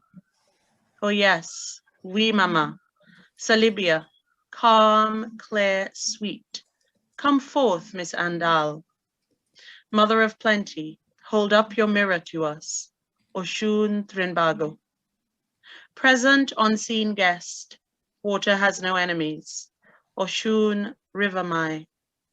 Present unseen guest, you're in us, we are of you, Oshun River Mai. Beautiful. Okay, so, Beautiful. yeah. Yay. Thank you very much. Thank you. Thank you. Wonderful. Yeah. Brilliant. Good. We're That's just the line, water don't have no enemy. Yeah. It's also Yeah. the name of a Fela Kuti album. So There you go. There you go. I mean, yeah, I mean, the poem is, I think, chock-a-block in a Yes, way with cousin. lots of different references. Oh, my cousin one of my cousins is on from Boston. Hello, Boston cousin, Shaniqua. Hello. Hi. Hi, everyone. Hello. You guys are all wonderful. Wonderful job, everyone. Thank you so much. Thanks so Thank much. you. We would have had a reading here, but I think the same Kiamuya and Tamu are brother and sister, and it might have been that they dropped because I think they're from Guadeloupe. They're calling from Guadeloupe. It might have been a signal issue, or it might have been they had to leave. We scheduled it, but we didn't say exactly when everybody would be speaking, just because we knew, you know, the way things go. And this is a lovely Lacey whose image is in the book from the August opening to Spirit River Ritual last year. That picture, I believe I took that one. But yeah, and I absolutely love it, and I love the energy in it. that was us putting the offering into the river. Nikia Johnson, I don't know whether she had arrived and also left. I didn't see her come on, but I love this. Are you here, Nikia? Because I think she was teaching. This was another one that was teaching. They were just, so she said she might be ignored. So then we tried to make it as diverse as possible. Can I can I interject? Go on. Yeah, no, just to kind of like use the space, because somebody put something in the chat, which is really beautiful, which I kind of want to share. It's from the Mendoza family to everyone. And it says, once in a while, I have dreams about water in the form of the ocean that makes me feel renewed. I dream about the ocean and it is so blue with gold highlights. That are so beautiful. I get the feeling of complete awe. And I get tearful. I feel as though it's a dream of purpose and change. So that's obviously, thank you, Mendoza family. That's obviously something that's manifested through, that's risen in their consciousness as this session has gone about. So yeah, thank you for sharing. I just wanted to. Thank you. And again, welcome to everybody. I can see you all. I know who are on there. Thank you, Ken. I see you because I can see your design on there, and everybody else who are not getting the chance to necessarily personally greet, but I greet you all again as we did in the beginning. And yeah, this was just a decorative piece that's in the publication as well by this sister. She has a website, so you can go to it if you look up on her name. And I think she might have gone to teaching, which is what she said. Allah. Okay. Didn't really know what was coming next. Oh gosh, I forgot. Yeah. Danny, okay, let me know. Hang on, hold the brakes. I don't know what I'm gonna. Yeah. Yeah. Well, tell us about this because tell us about your thought. Wow. Great image. Okay. Yeah, this is an image taken from last year's Ocean River ritual. And what's interesting, first, just before I get into the image, what's interesting is I've shown this image to people, and the first question they ask me is, so which island was this taken on? Which island was this taken? And I say, this is Collier's Wood, South London. No. I say, this is Collier's Wood, South London, when we reach Collier's Wood, South London. Yeah. So, right. Again, when Yar first showed me this image, I think I was in her front room and I started bouncing off the walls because this image just spoke to me so strongly. I'm actually going to start from the bottom. If you can see where this image represents, for me, interpreting an image of myself, it represents past, present, and future, all in one imagery. That's what kind of blew my mind. My feet are rooted. My stance is quite secure and strong, and I'm upright. And again, this is not staged. This was me on my way to walking through the river on my way to making an offering. So it was just the photographer Adele Gonzaga, who I hope is still on. She's here with us today. I hope she's still here. This was capturing a moment. So my feet are rooted in the waters, which is where I'm getting the strength to stand tall like I'm standing tall. And the reflection almost suggests there's a mirror me going into the water, going deep into the water, yeah? The offering, I should say, the tray is, it's a shared tray. It was the sister who we made that offering tray together. Her name's Iskara. She can't be with us this afternoon, but we decided to put our offerings together and do it in the tray. Past, present, and future, because it tells me this is who I am. Yeah, this is who I am. I'm humble. It's a stance of strength with humility. This is who I am. This is who I've always been. And this tells me my destination. This picture encapsulates my destination. What is that destination? It is 1, to make offering. To make offering, full stop. 2, to acknowledge myself as an offering. So I offer myself to my family, to my community in the spirit, whilst rooted in Mami Wata. So it just like, I saw this image and it's like, yeah, what you're looking at is I mean, I'm 57 right now. This was taken when I was 56. I will look the same when I'm 80. I'll tell you that now. 80, 90, 100. And you will feel the same. You will feel the same. Yeah. Hopefully and you'll be the same. And again, it's such a great image. And just to say, this it captures the energy of the Osun ritual. It just, for those, I know that there are people here who attended. For those of you who haven't attended, as soon as we get over this thing, we're going to bust it again. I implore you, please come and share the magical vibrations that manifest in that ritual, that manifest in that celebration of nature and us as a part of her. So thank you. Wow, thank you. I mean, I just only wanted a few words, really, but since you wanted to. Oh, right, sorry. No, really. I'm joking. I do want to give a shout out. I know I'm ridiculous. Ridiculous. I haven't forgotten Adele. No. All right. Okay. I was just gonna naturally move. No. I'm not going to move along until we. Okay. Yeah, because you've got acknowledge the photographer, because there are a group of a set of photographs that's in the publication. There are a number of different people that contributed. My ones, I'm not a professional photographer, but Adele Gonzagu, is it Zagu? Zagu, who is in the on the Zoom chat. But let me give you her why she can't. I'm not sure if she can respond. She's actually listening in a car. yeah, I saw her scroll down and I know she's there. So I really want to thank you, Sister Adele, for agreeing to have these images that are in the publication.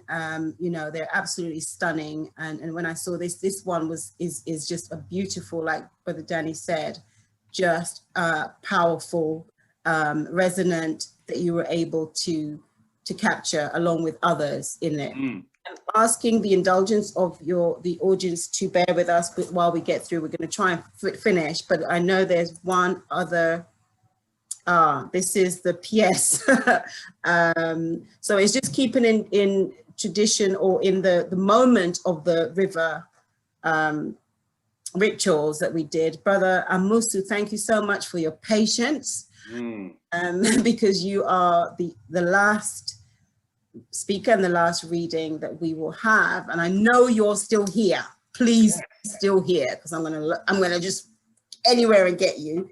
And I would love you to read an extract of the poem Iyami Ile Odo, which was inspired by one of these rituals that we did at the river a few years ago. I think it was 2018, perhaps. And yeah, these are some offerings. These are also in the publication. This is a young brother, Omari, who is doing his offering. So can anyone see? Have you seen Brother Amusu? Oh, there he is. I see you. I see you. I see you. Yay. Yay. Hello. Greetings. I'm looking forward to hearing you read. Greetings, bro. Yay. This is a brilliant one of our community inspirations. Inspirations, really. Yeah. So inspirations. Yeah. Okay. Right. So I first want to thank Dr. Yar, as this is my first published poem ever. So I just want to give thanks to Dr. Yar for that. I want to give thanks to everybody that is here today. It's truly been inspiring to see and to hear everybody.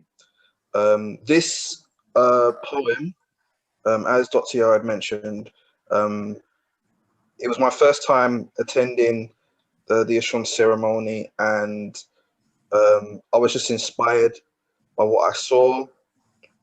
So I wanted to write a poem about what I saw. So I'm going to read an excerpt from the poem Prayer to the Goddess Osun. This is it.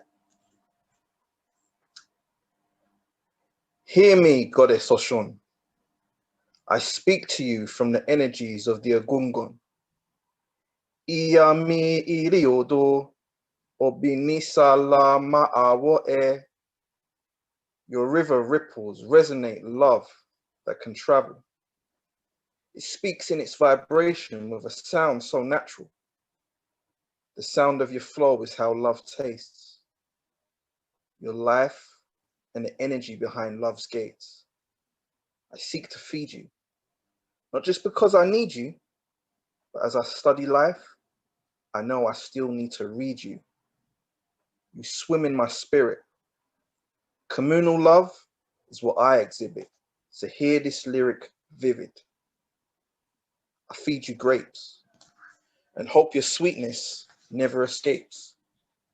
I feed you yam to satisfy your smile and get my Ori's program. I feed you plantains to let you know I bring no pains. That my name brings a sweetness that warms inner flames. I feed you melon so I can use love as a weapon, brought to you in the form of a moral lesson.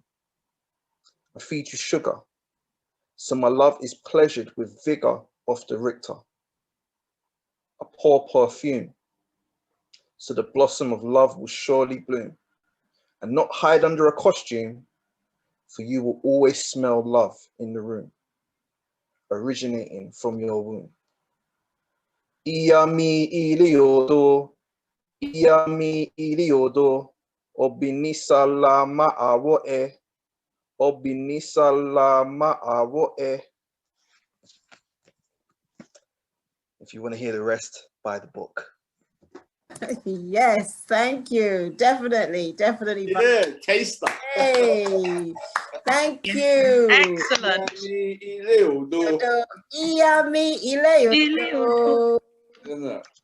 And so, yes, so we have, this is a moment for you to just listen to us trying to do that bringing that vibration to you when we did go to last year, and we did do the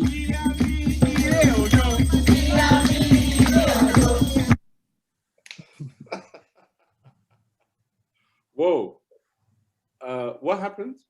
No, that's how it is, Danny. We only had a little clip, and so it goes through it like this. Oh, sorry.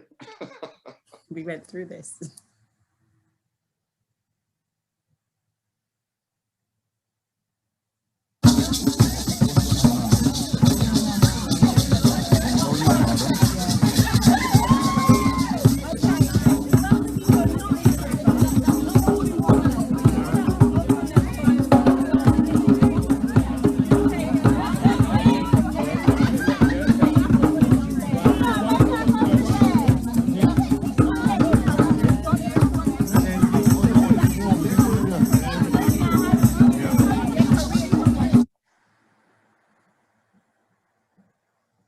Vibrations. We were in lockdown. That was a great day.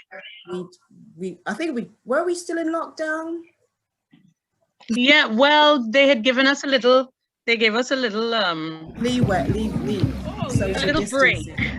And we just broke out into the river. We were on it. It was a wonderful day. We needed it, as we will need it. Yes. Again. As we need it now. There he is.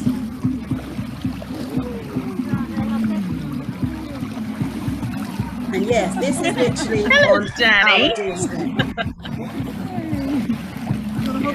This is not in the Caribbean, and it's just to show that the river is the river, the water is the water, wherever you are.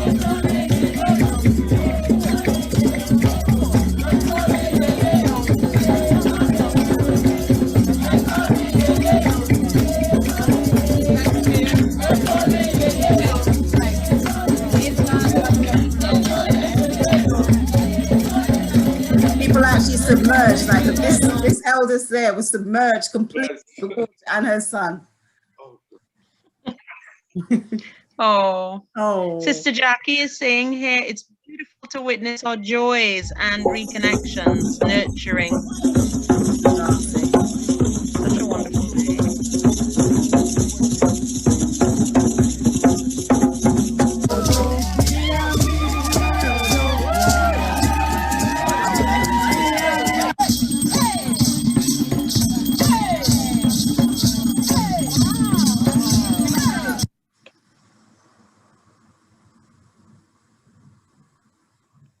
Great picks. Oh, wow. And do you remember that was a day that it was said that it was going to be quite a bit of rain and so on? Do you remember that, Danny? Yep, I remember very and we much. were like They said that, laughing. no, there's not We going to were be laughing about this. Control Nothing things. was further from the truth. It Absolutely was so no rain whatsoever. yeah. And so it is all the time.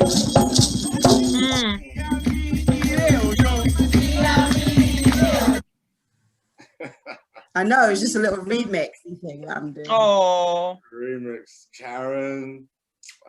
Just, yeah. Great. Places. Yeah. Thank you. And that thank you is. Can I just say how every time I go to the ritual, I'm reminded of how important these group celebrations of ourselves are. You know, we don't need a reason. We are the reason. You understand? And it is so important, and even more so during these current conditions, that when the opportunity arises, we come together physically in that circle, and we elevate and we raise our emotion, our energy. It's a blessing. Thank you. Definitely. Thank you, everyone. And this is just to show what else we do as Way with Words. So again, do buy the book. You can really get it from the website. They have copies in some independent places like New Beacon Books. So you know, it's on their website as well. So there are some small distributors, but we're keeping it independent. We're keeping it within, and we're keeping it ultimately real. So if you can book for any of these two next upcomings. And yeah, I just want to thank you again. Thank you to Danny. Thank you to Tony Warner, who I think he has left now. But, you know, I really want to thank him for his support. And, you know, we had hoped to stream it on YouTube, but we're going to post it there. As soon as it's recorded, we're just going to share it. I know someone has asked this in the chat. We'll just share the recording on YouTube, share the recording on as many of the platforms as we can. So, yeah, so I'm going to stop sharing.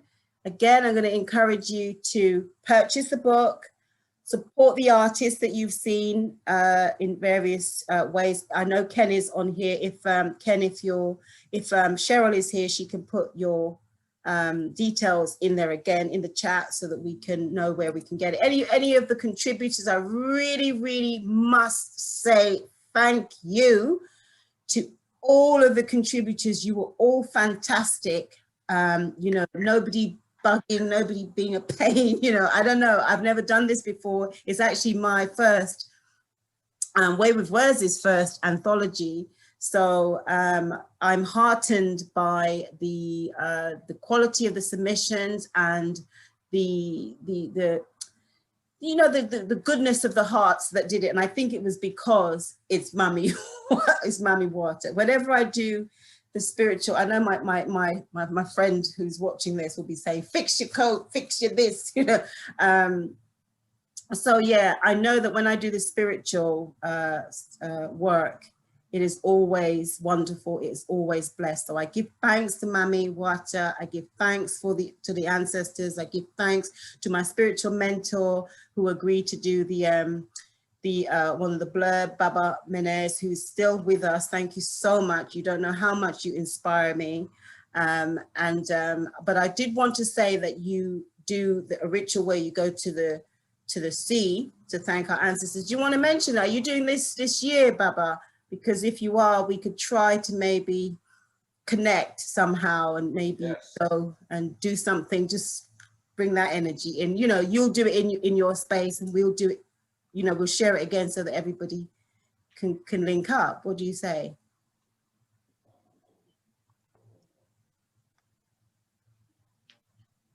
I think it's a great idea, and we will explore it.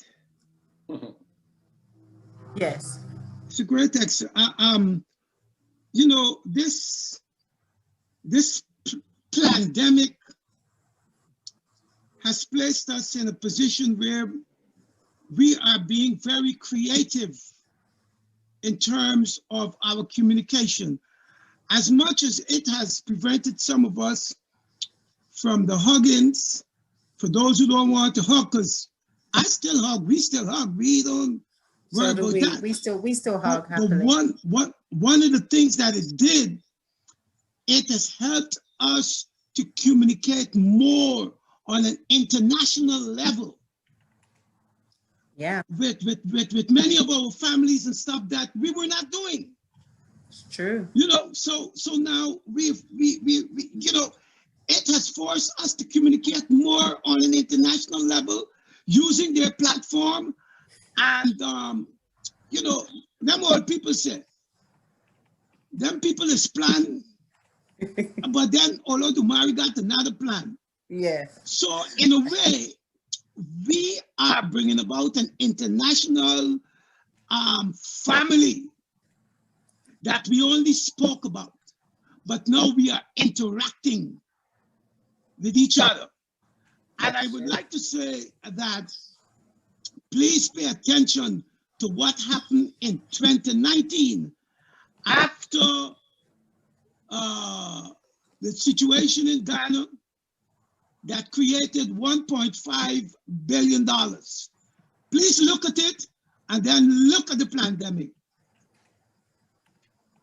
Thank you, Baba. Absolutely. I think, yeah, I mean, we could do another whole session on that and the need for us to be very vigilant in how we're understanding the moment and how we're using it. It's like I was thinking as you were speaking that what it meant for bad, Jamek for good. Yeah. So yeah, we just have to know. Strict to the government. Why is it a population? You could go on and on and on. So we just have to in tune with the flow and the energy and the majesty of our ancestor, our Mami Wata, and all the Orisa, the Neteru, all the principles, the concept, the forces that are, you know, directing us if we tune into them. And as I said, in so doing, today happened on this day, at this time, the new moon in Pisces.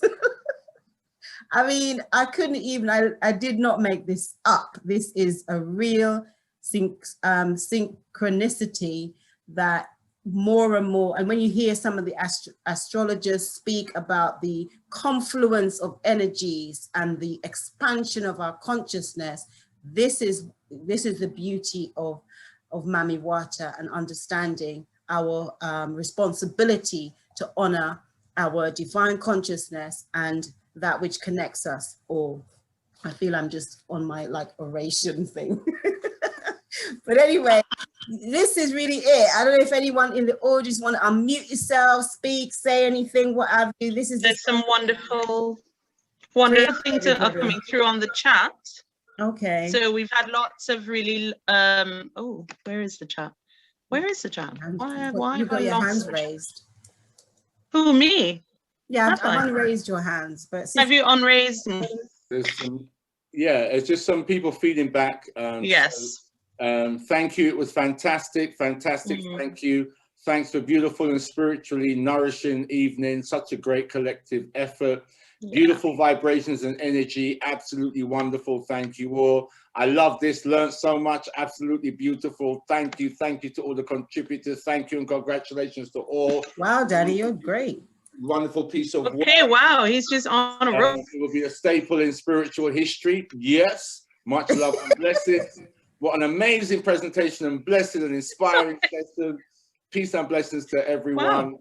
Wow. There's been a question, will there be a recording of this event available? Yeah, it's recorded and it will be available. It will go to YouTube. 5 new messages. It will go wherever it needs to go to.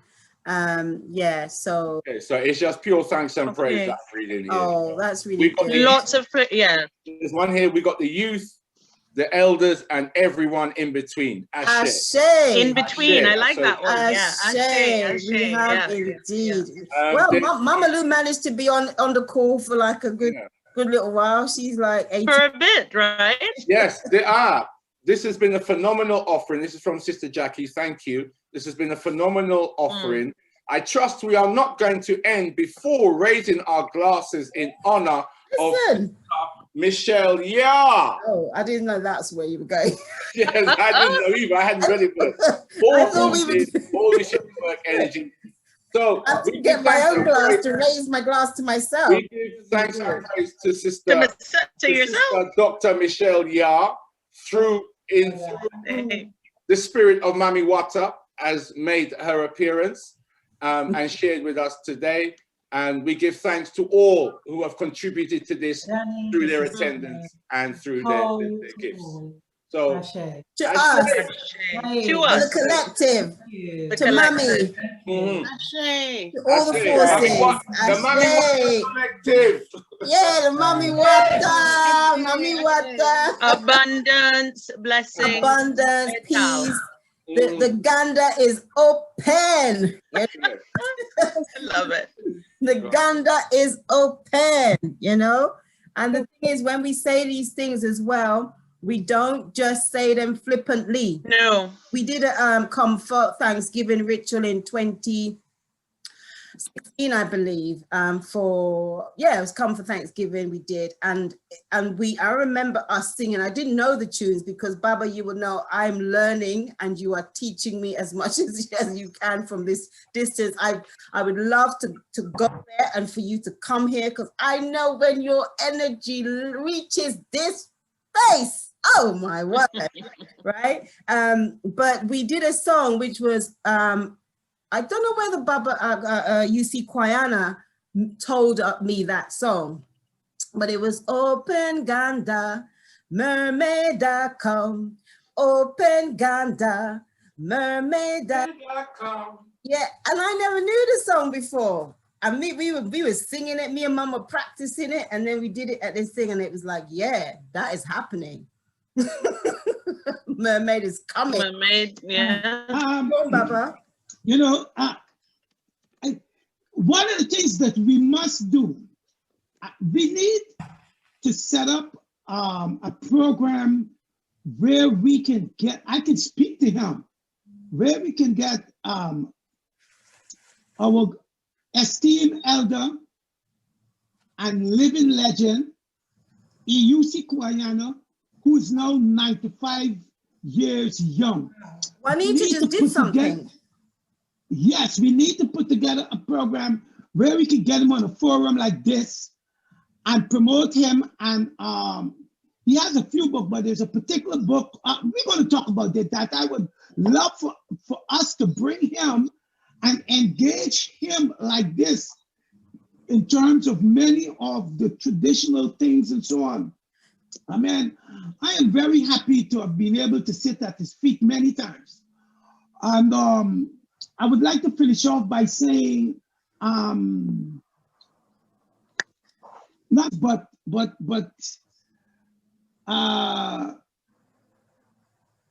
showing gratitude upon gratitude is the hour of all gratitude.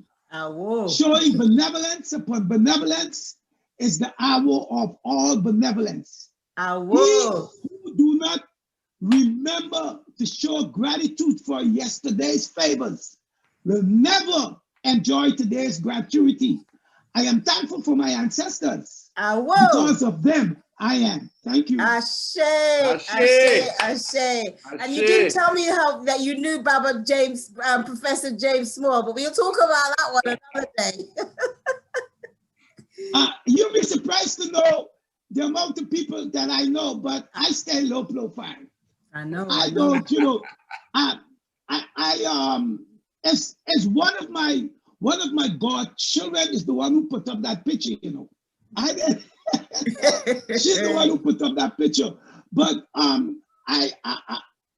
was very fortunate as a drummer to do the drum invocation at Dr. Ben's funeral, at Dr. Clark's funeral. At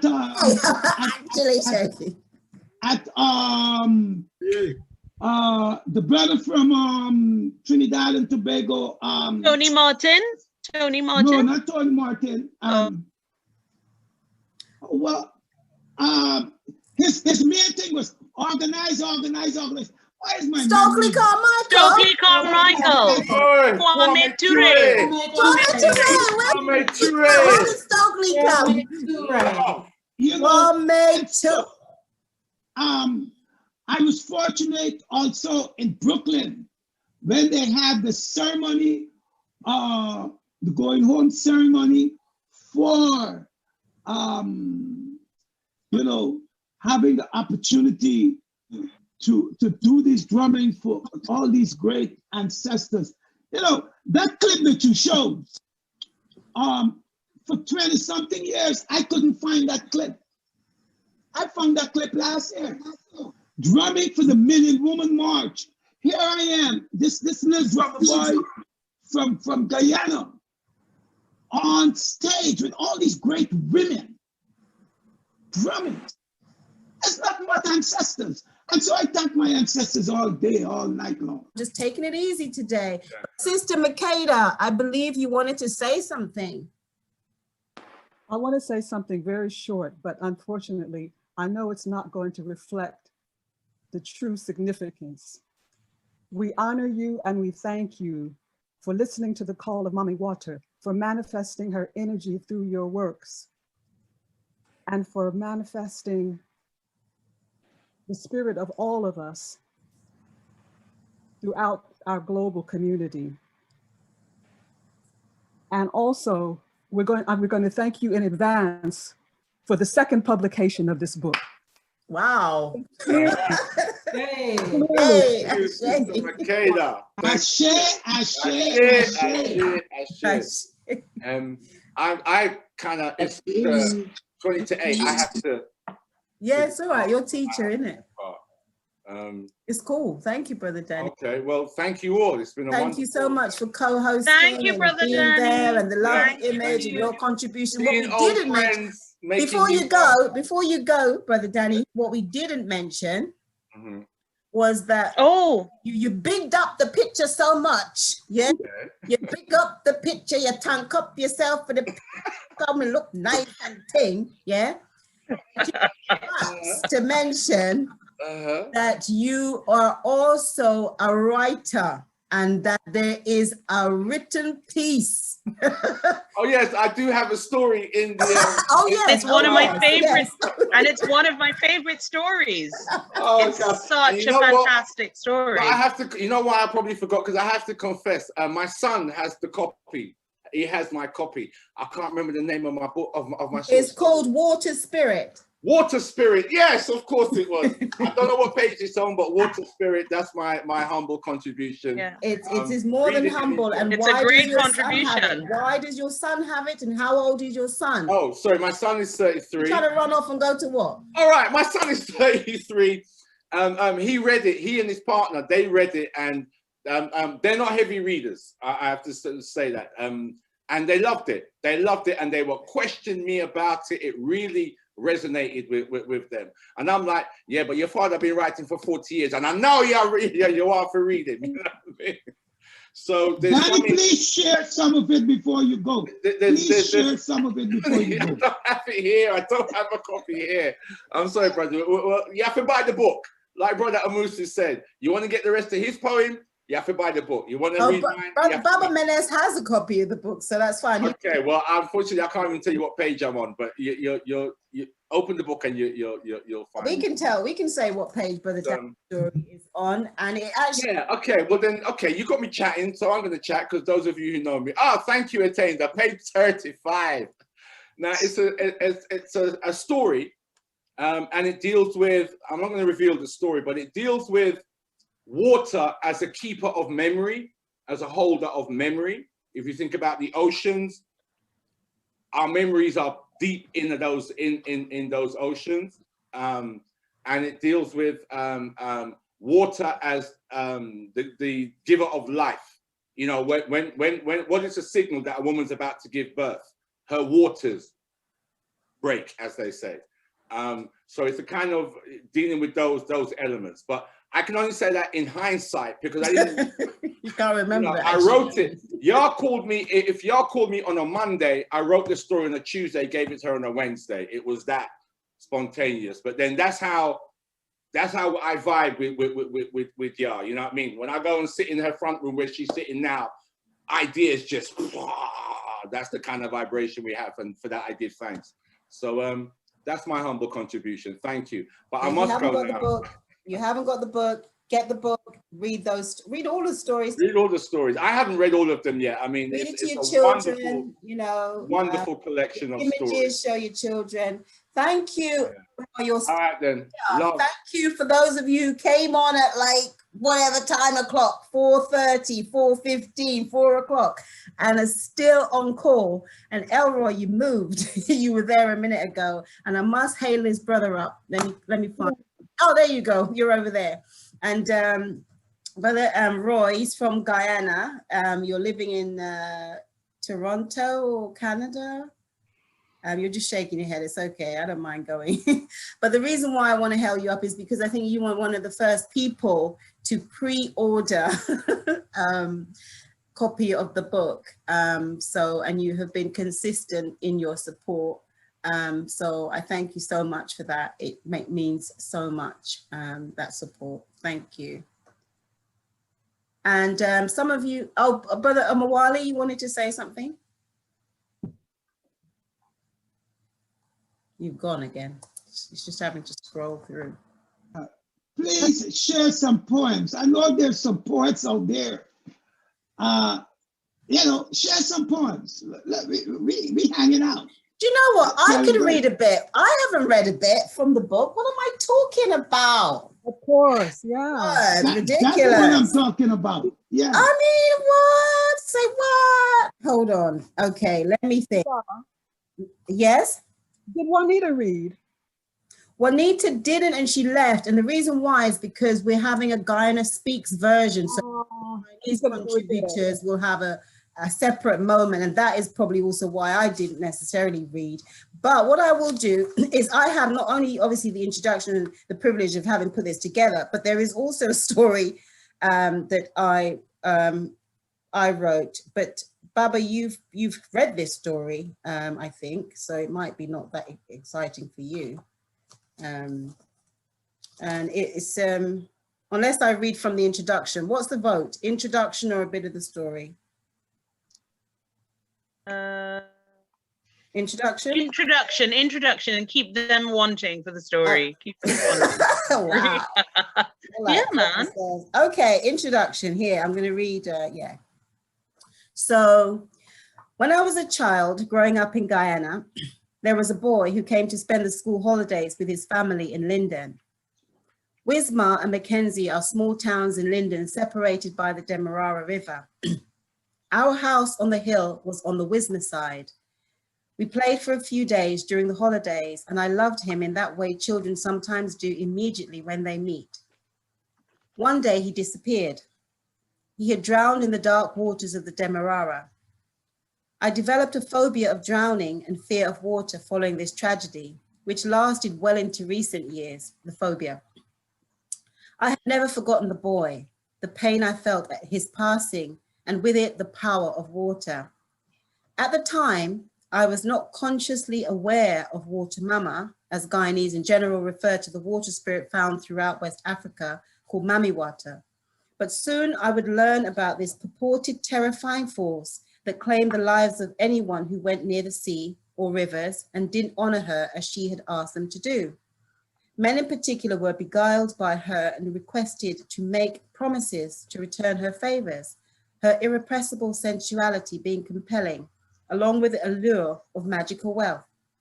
She was sometimes called Fair Maid, adapted from the mermaid of European lore, always described as having long hair and mystically beautiful. She would lure unsuspecting victims to her home at the bottom of the sea. That's what I used to hear. Certain symbols accompanied the tales, mirrors, combs, and coins, especially gold, that were found by the sea and came with a warning that these items should never be picked up, as this would mean a pact had been made with Water Mama. The pact included an offering of untold riches if she was obeyed, danger, even death if denied. Over many years, I've heard first-hand and second-hand versions of these stories that ran along similar lines. The ones where lives were lost to sea and identified with Water Mama stayed with me. Thus, the water phobia persisted. That is, until I began to make intuitive connections with river goddesses, including Mami Wata, that have directed me many years later to compiling this book. For these connections to be meaningful, however, I had to lose the fear of water. Though I have never been enamored with swimming pools, I began to run towards rather than away from any natural body of water, seas, rivers, springs, creeks, wheresoever I came across them over the years. The black waters of Guyana no longer terrified me. I would open my arms to the mysteries that I didn't understand, yet had an earnest desire to embrace. This was so empowering, I eventually began to lose the fear of water, which has made way for a more psychic attempt to reconnect with this primordial source of creation. Ashe. Thank you. Ashe, thank you. Yay. Something in the chat. Fabulous, says Rudy. Thank you, Danny. Tony, you're still here. I thought you'd gone. Is that Tony Warner that I can see? Because if it is, I feel like, wow, and I need to big you up some more. Yeah. Yeah, I'm still here. I'm just working away, so carry on. Oh, hi, Tony Warner. Hi, Tony Warner. Tony, Black History Walks. Tony, I think I'm really, really tempted to do this announcement. Not yet, not yet. Okay, good. Okay. I will do soon though, because it's exciting. I need to thank Serene, Sister Serene. I need to thank Sister Jean, by the way, who's hiding there. She's not on, but she's also in the publication. Sister Jean. Can I say something about Sister Jean and her piece and her art? Great. Work? She has a very beautiful piece in the book. Buy the book, then you'll see it. Sister Jean. But then the most wonderful thing happened last year. Sister Jean came to visit me at my humble hamlet of Archway, and bequeathed me the original, the art that you will see in the book is actually sitting. Actually, no, it's on the wall now. It was on my desk before. It's now on my wall. It was given to me as a present by Sister Jean. And I just I get excited every time because I know the art. I know this artist and love her. And I've got this original piece that's also in the book. So thank you so much, Sister Jean. As do I. Oh, that was like, as do I with the piece that Brother Ken gave to me as well. I'm just trying to go through and scroll. Thank you to Shalane, hello. Olivia, is that you, Olivia? Thank you. Katie, you're still here. That's great. It's me. Hello. Dinner. That's good. Thank you so much for being on. Yeah, Tony is high in the background as well, by the way. Hello, Tony. I know you can see us, but we can't see you. That's cool. It's all right. Clara, hello. And Claudia Tomlinson, hello. Sandra Agard, you're quiet in the background there. Sandra Agard, Bigging hello. all the people up. Just don't want to forget anybody. Gordon and Karen, hello. You're in the house. Yay, how are you doing?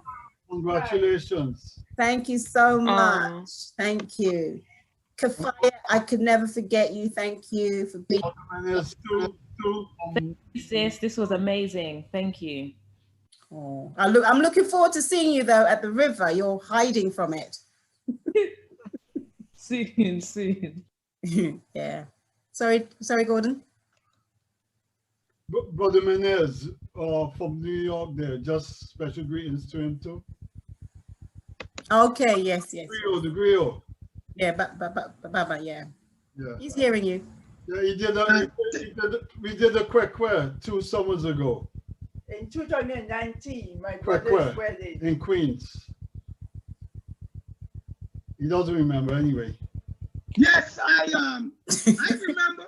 Why you think I'm not going to remember? That was an awesome Kwekwe. Yes. You know, because you know, it's a Kwekwe where a lot of people who their tradition and their religion is the same, which is Christianity. Yeah. And you know, there was some kind of things about what some people say in regards to kwekwe.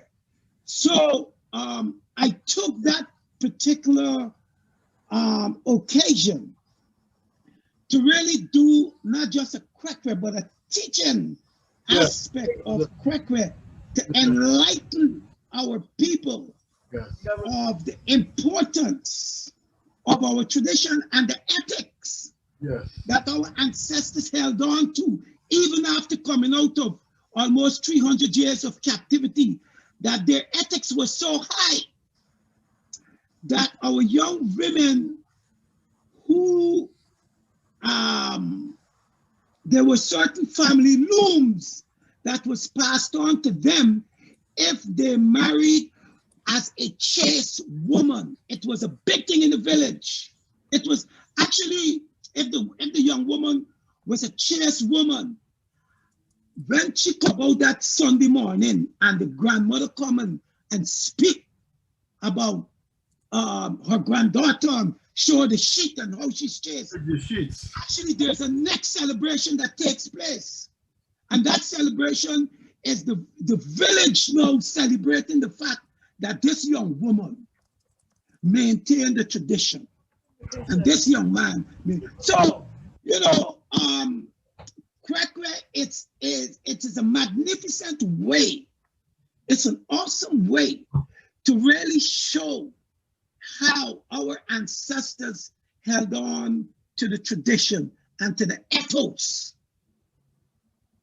in the tradition. Baba, that is a workshop. You know that I want you to even have to be here to do that. It's just like, when I hear you talking about it, it's just like, oh. But just for the people who don't know what you're talking about, yeah.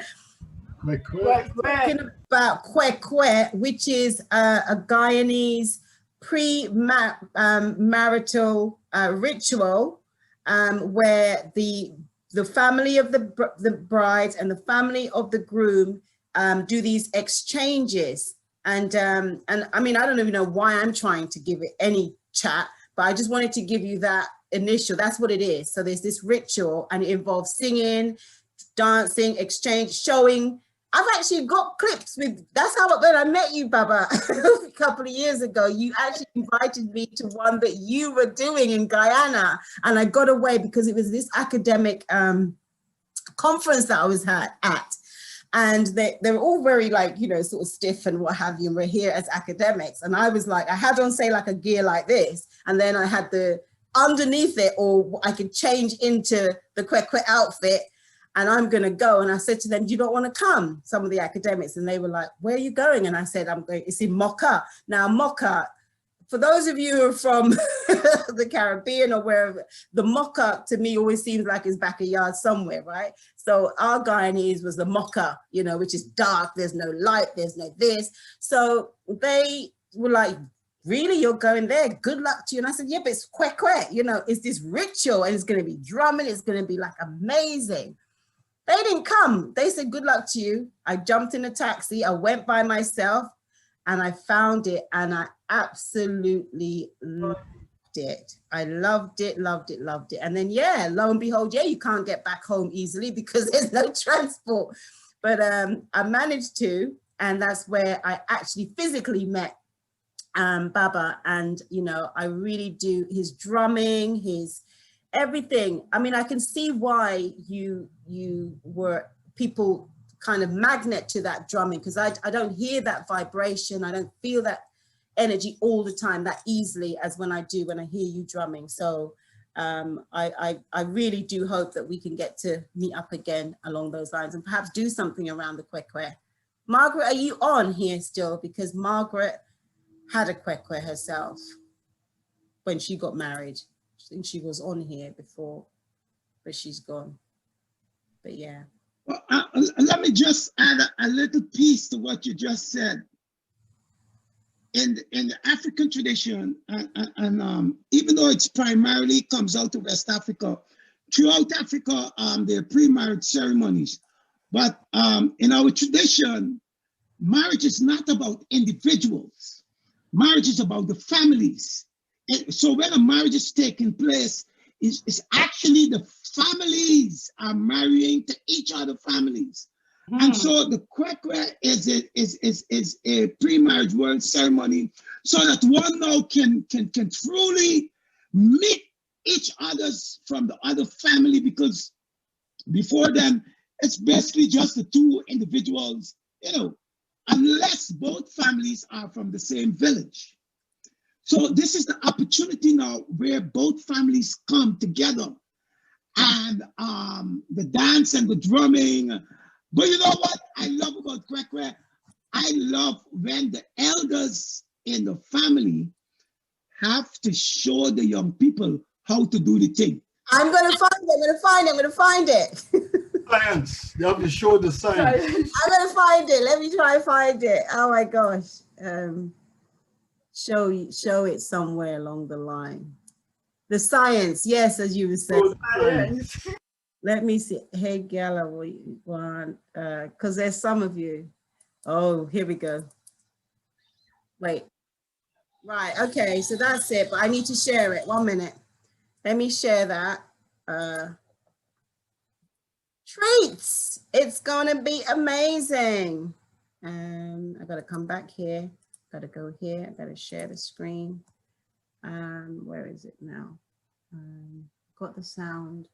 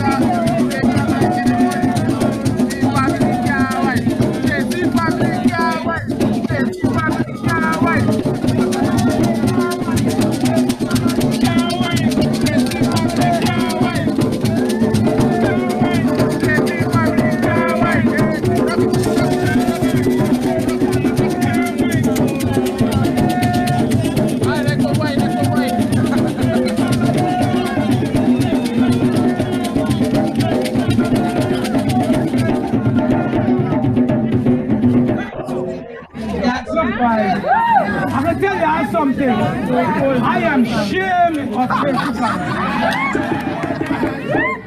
But don't Tracy, your husband.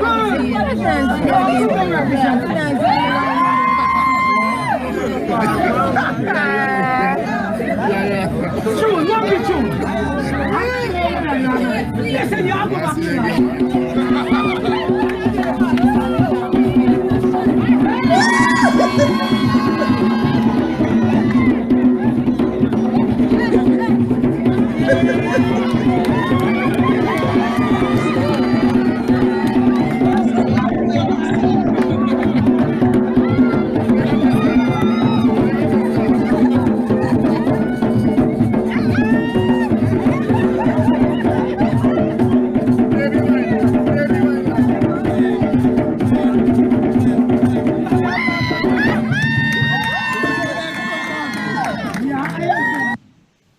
I did not know whether you could see any of that. We couldn't see any of it. We heard it, but we couldn't see it. Hear it, but You couldn't see it? No, we were hearing it.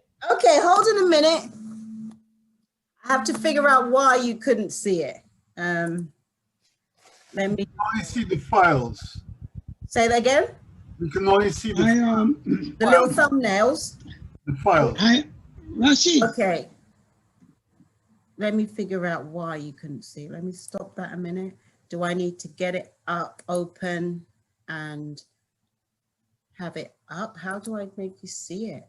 Because I'm pressing share screen.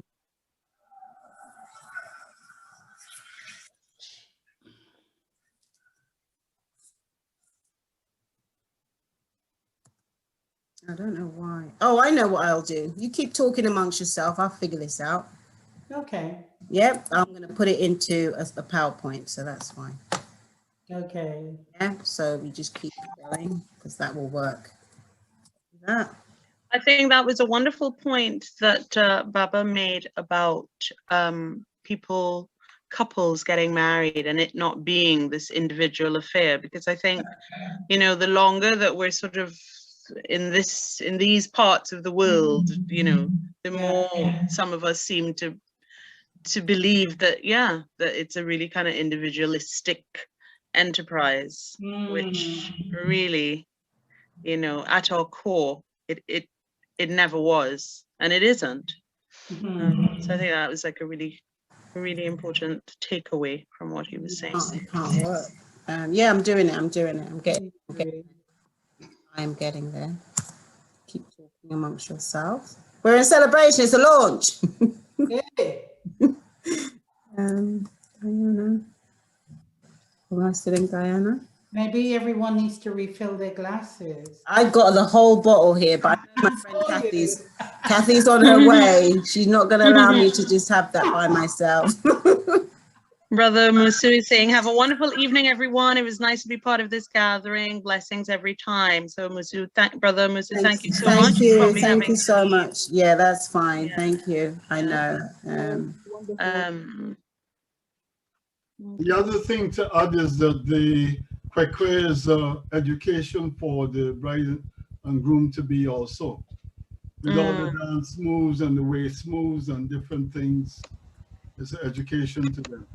Yeah, definitely. Here we go. I'm getting there.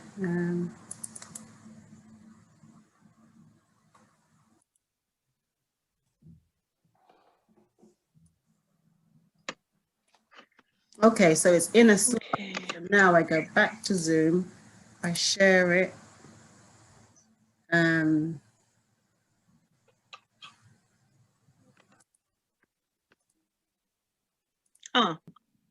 Yeah, so you should be able to, let me just hide that. Try and show.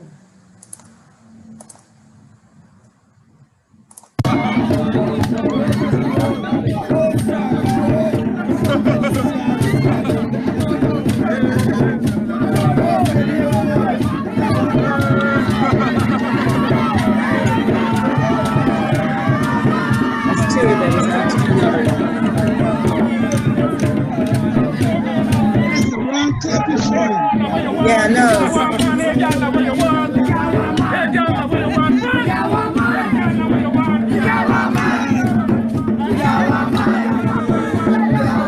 That's part of it. That's one. Okay, but I know why they want to hide themselves, but I know it's doing it. But that clip right there, it's speaking about the young people have seen, so now they got to show their science. Yes. You know, so that's what the two young people is showing their science now. And the word science is I find these old people, boy, I tell you, show your science, because in order to bring human beings to earth, because we are all spiritual beings, and when we come to earth is when we manifest in our physicality. So there's a science, and okay. I found it, Bella. It's like motion, science, motion.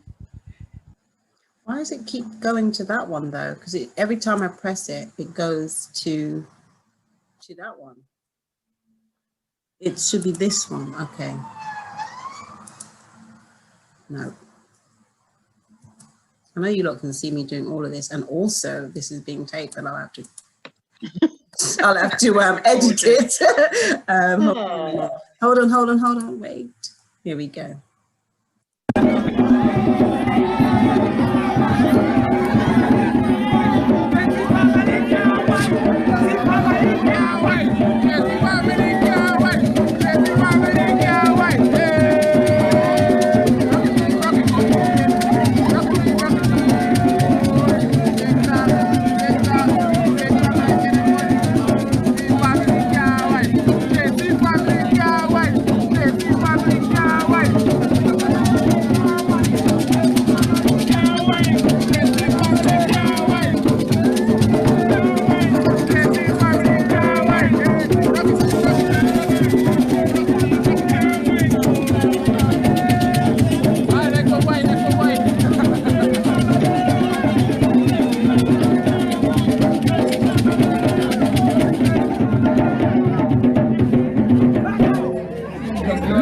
I'm gonna tell you something. I am ashamed of this. But don't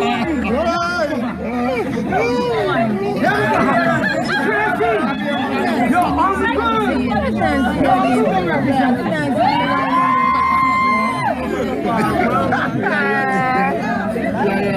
true, not be true. Listen, y'all go back to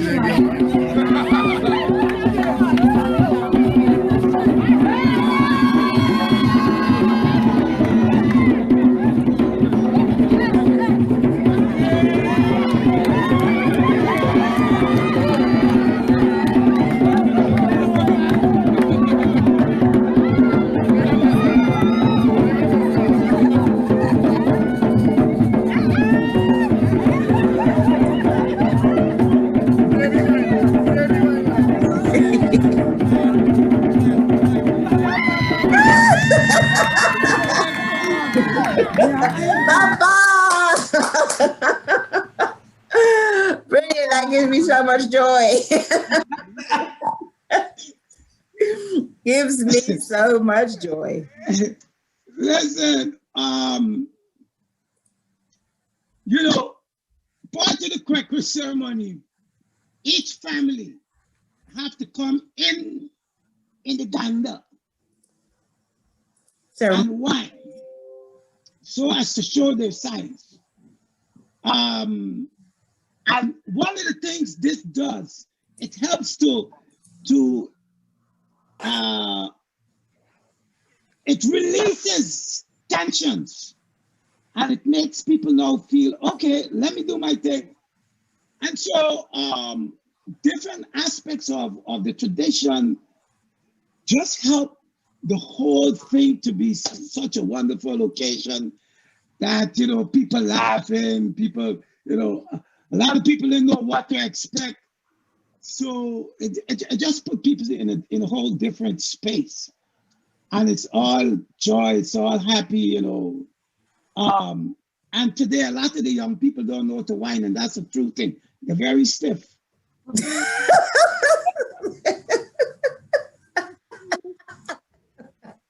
Oh, they're very stiff. Michelle? Yes?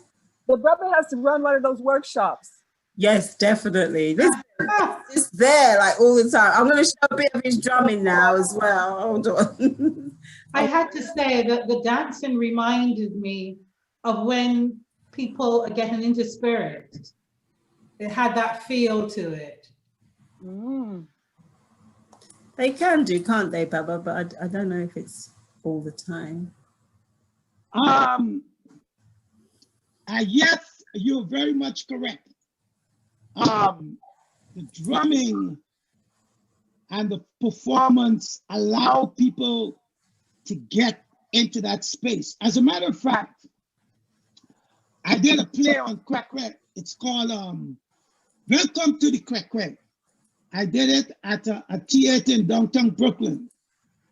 And the first time I did the play, a young lady in the audience actually manifested and began to dance, came on the stage and went into manifestation. And we had to suspend the performance for a while, and then do what we do,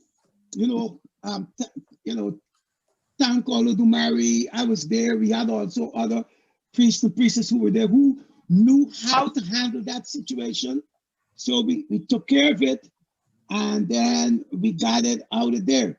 But the funny thing about it, this was a young woman who was always running from the drums.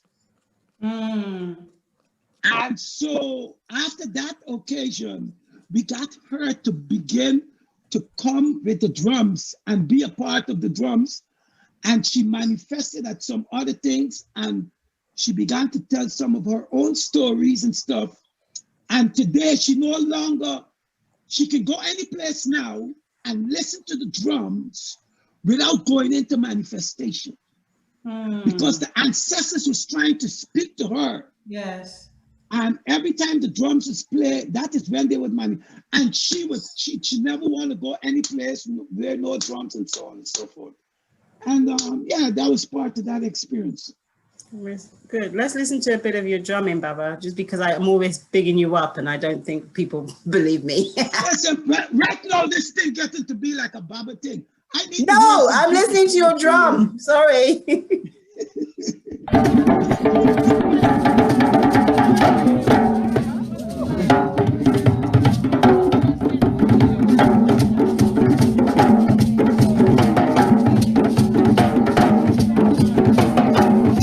It's the young one, Baba, that's looking at you.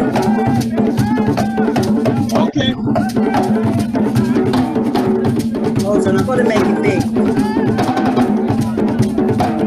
I want to make it big.